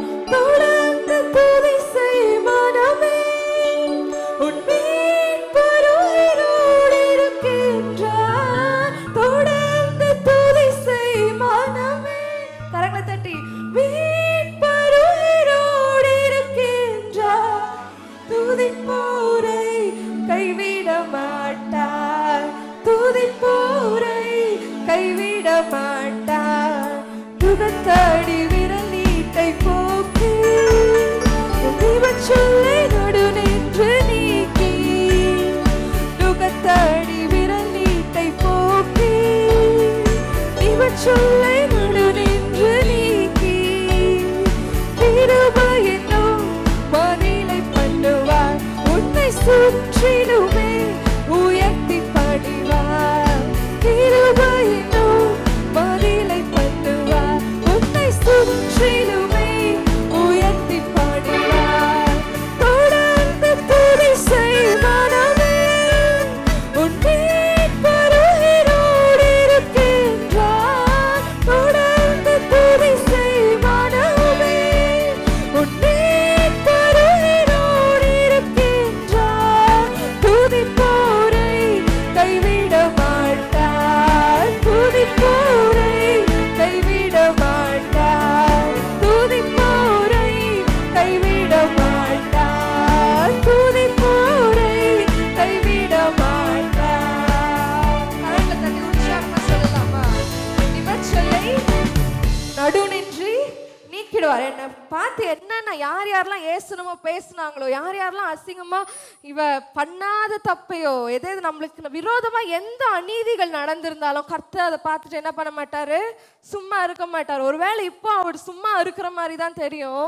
இப்போ என்ன ஏசப்பா என்னை பார்த்து இவ்வளோ பேசுறாங்க, நான் இவ்வளோ ஒரு ஏளனமா போயிட்டேனே, என் சத்துருக்களுக்கு முன்பாக என்னை இப்படி ஒரு பந்தியை ஆயத்தப்படுத்துவேன்னு சொன்னீங்க, ஆனா என்ன இப்போ நான் வந்து ஒரு எல்லாரும் முன்னாடி ஒரு கேலி பொருளாக ஆயிட்டேனே அப்படின்னு சொல்லி நீங்க யோசிக்கலாம். கர்த்தருடைய சரியான நேரம் வரும்பொழுது நிபச்சொல்லை நடு நின்று நீக்கி, ஏசாயா 58 சொல்றாரு, நிபச்சொல்லை நடு நின்று நீக்கி நுகத்தடியை விரல் நீக்கி என்ன பண்ணுவாரா, போக்க பண்ணுவார். நம்மளோட நிந்தைகள், வெட்கங்கள், அவமானங்கள் எல்லாத்தையும் எடுத்து போடுறதுக்கு ஒரு காலம் வரும். அந்த காலத்தில் கர்த்தர் பண்ணும் பொழுது நம்மளை சுற்றி இருக்கிறவங்கள, நம்மளை சுற்றி யார் யாரெல்லாம் பேசுனாங்களோ அவங்க எல்லாரும் முன்னாடியும் நம்மளை என்ன பண்ணுவாங்களாம், உயர்த்தி அவர்கள் நம்மளை பணிவார்களாம். உயர்த்தி பணிவார். அப்போ கர்த்தர் கடைசியாக அந்த கிதியோன் வரான். இப்போ அந்த 2 ராஜாங்க கிட்ட கேட்குறான், பெனுவேல் கிட்டேயும் சாரி அந்த 2 சேபா கிட்டேயும் சல்மோன் கிட்டேயும். இப்போ அவங்கள என்ன பண்ணிடுறான், திருப்பி பேசினவங்கள ரொட்டி தர முடியாதுன்னு சொன்னாங்கல்ல, அவங்கள என்ன பண்ணிடுறான், அது பேர் என்ன, முள் செடியில் வச்சு அவங்கள என்ன பண்ணிடுறான், அதமாக்கி போட்டுடுறான். இப்போ அடுத்தது யார்கிட்ட வரான், சேபா கிட்டேயும் சல்மோன் கிட்டேயும். ஏண்டா 7 வருஷம் நாங்கள் என்னென்ன பயிரிட்டாலும் எங்களை நிம்மதியாகவே வாழ முடியாமல், எங்களை டெய்லி வட்டி கேட்டு எங்களை தொல்லை பண்ணி நாங்கள் வச்சிருந்த கொஞ்சம் நஞ்சத்தையும் மீதி பிடிங்கின்னு போயிட்டு எங்களை வாழ விடாமல் நீங்கள் எவ்வளோ பண்ணி எங்கள் வாழ்க்கையே கெட்டு போக பண்ணீங்க, எவ்வளோ நாசமாக்குனீங்க. இப்போ சொல்லு, 17 வாசிங்க.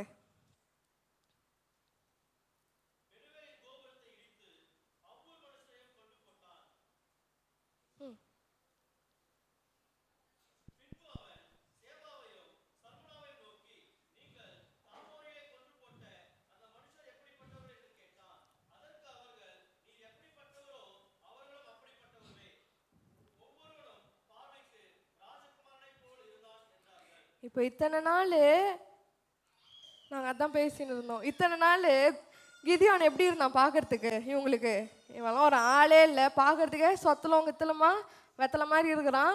இவன்லாம் வந்துட்டு எதிர்த்து வரான் அப்படின்னு சொன்னாலே என்ன பண்ணிட்டாங்க, சிரிச்சு அவனை அனுப்பி விட்டாங்க. இப்போ என்னன்றான் அதே எதிரி, நீங்கள் பார்ப்பதற்கு ராஜகுமாரர்கள் போல இருந்தார்கள். இப்போ அவங்க கண்ணுக்கு எப்படி தர்றானா, அவன் ராஜகுமாரனை போல தர்றானா. ஒரு படம் பார்க்குற மாதிரி இல்லை, சாதாரணமாக ஒரு பழைய காலத்து ஒரு இது இருக்கும், பழைய காலத்து ஒரு ஜோக் இருக்கும். ஏங்க சார், நீங்கள் பார்க்க சும்மா எம்ஜிஆர் மாதிரி தகன்னு மின்றீங்க அப்படின்னுவான். அதுக்கு இவன் சொல்லுவான், யாரே நான் எவ்வளோ இவன் கருப்பாக இருப்பான், நான் பார்க்கறதுக்கு எப்படிங்கிறேன், தகன்னு எப்படிங்கிறேன்னா எம்ஜிஆர் மாதிரி மின்றனா, இப்போதான் உனக்கு கண்ணு தெரிதா அப்படின்னு சொல்லிட்டு என்ன பண்ணுறான், அந்த ராஜா 2 பேரும் பார்த்து இவனை என்ன பண்ணுறாங்க, ராஜகுமாரன் மாதிரி இருக்கிறீங்க அப்படின்னு சொல்லிட்டு. இன்னைக்கு ஒரு வேளை நீங்கள் கட்டுற சாரியையும் உங்ககிட்ட உங்கள் வீடையும் பார்த்துட்டு இவன்லாம் என்னத்தான் பண்ணுவான், இவனுக்கெல்லாம் என்ன இருக்குது அப்படின்னு சொல்லிட்டு உங்களை ஏளனமாக பார்க்குறவங்க ஒரு நாள் வரும், ஐயா வணக்கம், நீ உங்களை பார்த்துட்டா போதும், உங்கள் வீட்டில் எதுனா மேலே இருந்தா கொடுங்கன்னு சொல்ற ஒரு நாள் வரும். எத்தனை பேர் அல்லேலூயா சொல்றீங்க? இன்னைக்கு யார்கிட்டலாம் நீங்க கை கட்டி வேலை செஞ்சு நிற்கிறீங்களோ நீங்க சொல்லுங்க, இன்றைக்கு கர்த்தர் என்னோடு இருப்பார் என்று சொன்னா நான் பயப்பட மாட்டேன். சத்துருக்கு இதே பட்டணத்துல என்னை எவ்வளோ கேவலமா நிற்க வைத்தாங்களோ அதே பட்டணத்துல இன்றைக்கு என்னை பிரபுக்களாக வைக்க கர்த்தரால முடியும். அது கர்த்தரால மாத்திரம்தான் என்ன பண்ண முடியும், அந்த இதை நமக்கு கொடுக்க முடியும். அப்போ திருப்பி இவன் இஸ்ரேலுக்கு வரும்பொழுது ஜனங்க எல்லாரும் என்ன பண்றாங்க, கிதியோனோட கோத்திரம் எப்படி இருந்துச்சு, இருக்கிறதுலே ரொம்ப அவனோட கோத்திரம் தான் ரொம்ப மடிவான கோத்திரம், ரொம்ப ஈழமான ஒரு கோத்திரம். அப்போ கிதியோன் இஸ்ரேவேலுக்கு வரும்போது அவன் சொந்த நாட்டு ஜனங்களை என்ன பண்ண, இப்போ இவங்கெல்லாம் எதிரிங்கெல்லாம் ஒத்துக்கிறது கூட பெருசு இல்லை, சொந்த குடும்பத்தில் ஒத்துக்கிறது தான் பெரிய மேட்ரு. எதிரிங்க கூட ஒத்துப்பாங்க, நீ யாரு பெரிய ஆளு, சரி ஏதோ அவனுக்கு லக் அடிச்சிச்சு கடவுள் இருக்கிறாருன்னு. இப்போ இதெல்லாத்தையும் பண்ணிட்டு தான் குடும்பத்துக்கு வரும்போது தான் ஒத்துக்கவே மாட்டானுங்க. அவனுங்க என்ன இப்படி ஆயிட்டான், இப்படி ஒரு பொறாமை தான் வரும். ஆனால் கர்த்தர் நம்மளோடு இருப்பார் என்று சொன்னால் அந்த இஸ்ரவேல் ஜனங்க சொல்கிறாங்க, கிதியோனே நீ என்ன பண்ணிட்ட, மீதியானையே வீழ்த்திட்ட, நீ டிசிஷன் எடுத்தா என்னவா தான் இருக்கும், கரெக்டாக தான் இருக்கும், நீ பண்ணாக்கா சரியாக தான் இருக்கும், நீ ஏன் எங்களுக்கு என்ன பண்ணு, முன்ன நின்று எங்களுக்கு சொல்லி கொடு, நீ எங்களுக்கு முன்பாக போ அப்படின்னு சொல்லிட்டு உங்களை சொல்லுகிற ஒரு காலம் வரும். அப்போதான் அவங்க எல்லாரும் தெரிந்து கொள்ளுவாங்க, கிதியோன் அழைத்த தேவன், அவனை அவனோடு இருந்த தேவன் பொய் இல்லை, அவரு தான் உண்மையான தேவன் என்று சொல்லி. ஹல்லேலூயா. ஒரு சின்ன கடைசியா முடிக்க போறோம் 2 நிமிஷத்துல. ஒரு கடைசி ஒரு சாட்சி மட்டும் சொல்லி முடிச்சிடுறேன். இந்த பட்டணத்துக்கு வரும்பொழுது நான் டாடி மம்மி நான் இங்கே குழந்தையா இருக்கும்போது ஒரு 2-3 வயசு இருக்கும் எனக்கு. அப்போது என் அண்ணன் சென்னையில் எங்கள் பாட்டி வீட்டில் இருந்தான். அப்போது தூங்குறதுக்கு நைட்டு எங்கே படுக்கிறது அப்படி, சொந்த வீடு கூட கிடையாது, சொந்தக்காரங்க வீட்டில் எங்கே கிடைக்குதோ அங்கே போயிட்டு கேட்டு தங்கி அப்படி ஒரு ரொம்ப ஒரு உபத்திரவத்தின் காலம் அது. அப்போது என்ன பண்ணாங்க, ஒரு சொந்தக்காரங்க தான், அவங்கக்கிட்ட போயிட்டு இந்த மாதிரி குழந்தை இருக்குது தூங்க வைக்கணும் அப்படின்னு சொல்லி, நான் அப்போ 2 வயசு குழந்த, என்ன பண்ணாங்க, ஒரு கிழிஞ்ச ஒரு பாயை எடுத்துன்னு வந்து இவங்க கையில் கொடுத்து வெளியே, அதாவது வாசலுக்கும் வெளியே வராண்டா இருக்கும் தெரியுமா, வராண்டாக்கு வெளியே படுக்க வச்சாங்க. வராண்டாக்கு வெளியே ஒரு 2 வயசு குழந்தைய கரெக்டா 2 வயசு குழந்தைய தகப்பனும் என் தாயும் என்னை நடுவில் போட்டுட்டு படுக்க வச்சாங்க. அப்போ கர்த்தர் இன்றைக்கு நான் இருக்கும்பொழுது இதை நான் சாட்சியாக சொல்லணும்ல, அன்றைக்கி ஒரு வேளை என்னடா இது நிலைமை, மம்மி எங்கள் அம்மா அப்பா யோசிச்சிருக்கலாம், என்ன என் குழந்தைக்கு இப்படி ஒரு நிலைமை, ஒரு 2 வயசு குழந்தைன்னு கூட பார்க்காம என்ன பண்ணிட்டாங்க, சொந்தக்காரங்க தான், வெளியால் பண்ணியிருந்தா கூட பரவாயில்ல, சொந்தக்காரங்களே என்ன பண்ணிட்டாங்க, இந்த உன் தகுதிக்கெல்லாம் நீ என்ன பண்ணு, வீட்டு வெளியே போய் படு அப்படின்னு சொல்லி ஒரு கிழிஞ்ச பாயை கொடுத்துட்டு, குடும்பத்தில் பணக்காராக இருந்தவங்களே என்ன பண்ணிட்டாங்க, உள்ள படுக்க வச்சுட்டு, ஏழையாக இருந்த எங்களை, அப்போ எங்ககிட்ட பணம் கிடையாது, அப்போ என்ன பண்ணிட்டாங்க, எங்களை வெளியே அனுப்பிட்டாங்க. இப்போ நம்ம அந்த சொந்தக்காரங்களை பார்த்து என்ன பண்ணோம், அவங்கள என்ன இது பண்ணணுமா, அவங்கள சபிக்கணுமா, கிடையாது. கர்த்தர் அதை அனுமதிச்சார். கர்த்தர் அனுமதிக்காம உங்களை யாரும் ஒண்ணுமே பண்ண முடியாது. கர்த்தர் அன்னைக்கு அனுமதித்தனால தான் அந்த சொந்தக்காரங்களோட இருதயத்தை கர்த்தர் கடினப்படுத்தி வெளியே படுக்க வச்சாரு.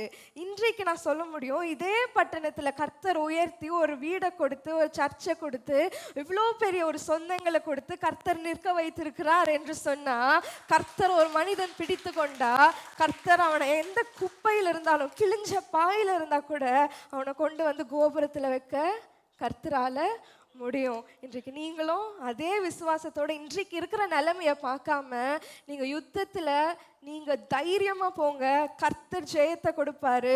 யுத்தத்துல இருந்து நீங்க திரும்பி வரும்பொழுது சாதாரண மனுஷனா வரமாட்டீங்க, கர்த்தருக்கு மிகப்பெரிய ஒரு ராஜகுமாரர்களா, ராஜாக்களா நீங்க திரும்பி வருவீங்க. ஹல்லேலூயா.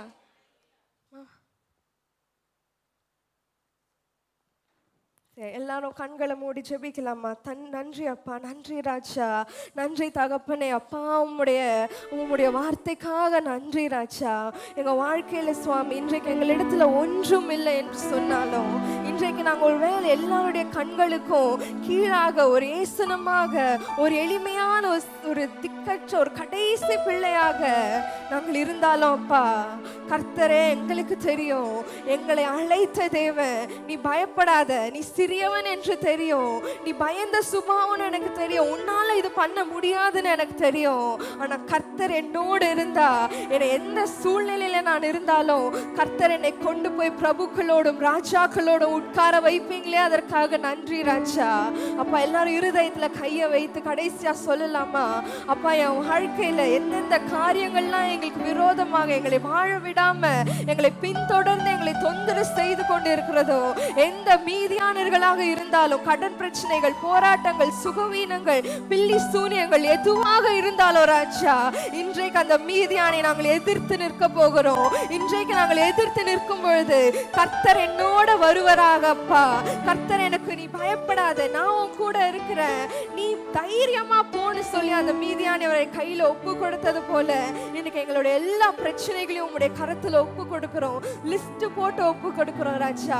நீங்க எல்லாவற்றிலிருந்தும் எங்களுக்கு விடுதலையை கொடுத்து நாங்கள் எந்த பட்டணத்துல எந்த தேசத்துல கூனி குறுகி நின்றோமோ அதே பட்டணத்துல எங்கள் தலையை உயர்த்த நீர் வல்லவரா இருக்கிறீங்க ராஜா. அப்பா நீர் அப்படி செய்ய போகிறதற்காக நன்றி சுவாமி. எல்லா துதியும் கனமும் மகிமையும் உமக்கு செலுத்துகிறோம் ஐப்பா. இயேசுவின் மூலம் வேண்டிக் கொள்கிறோம் எங்கள் ஜீவனுள்ள நல்ல பிதாவே. ஆமென்.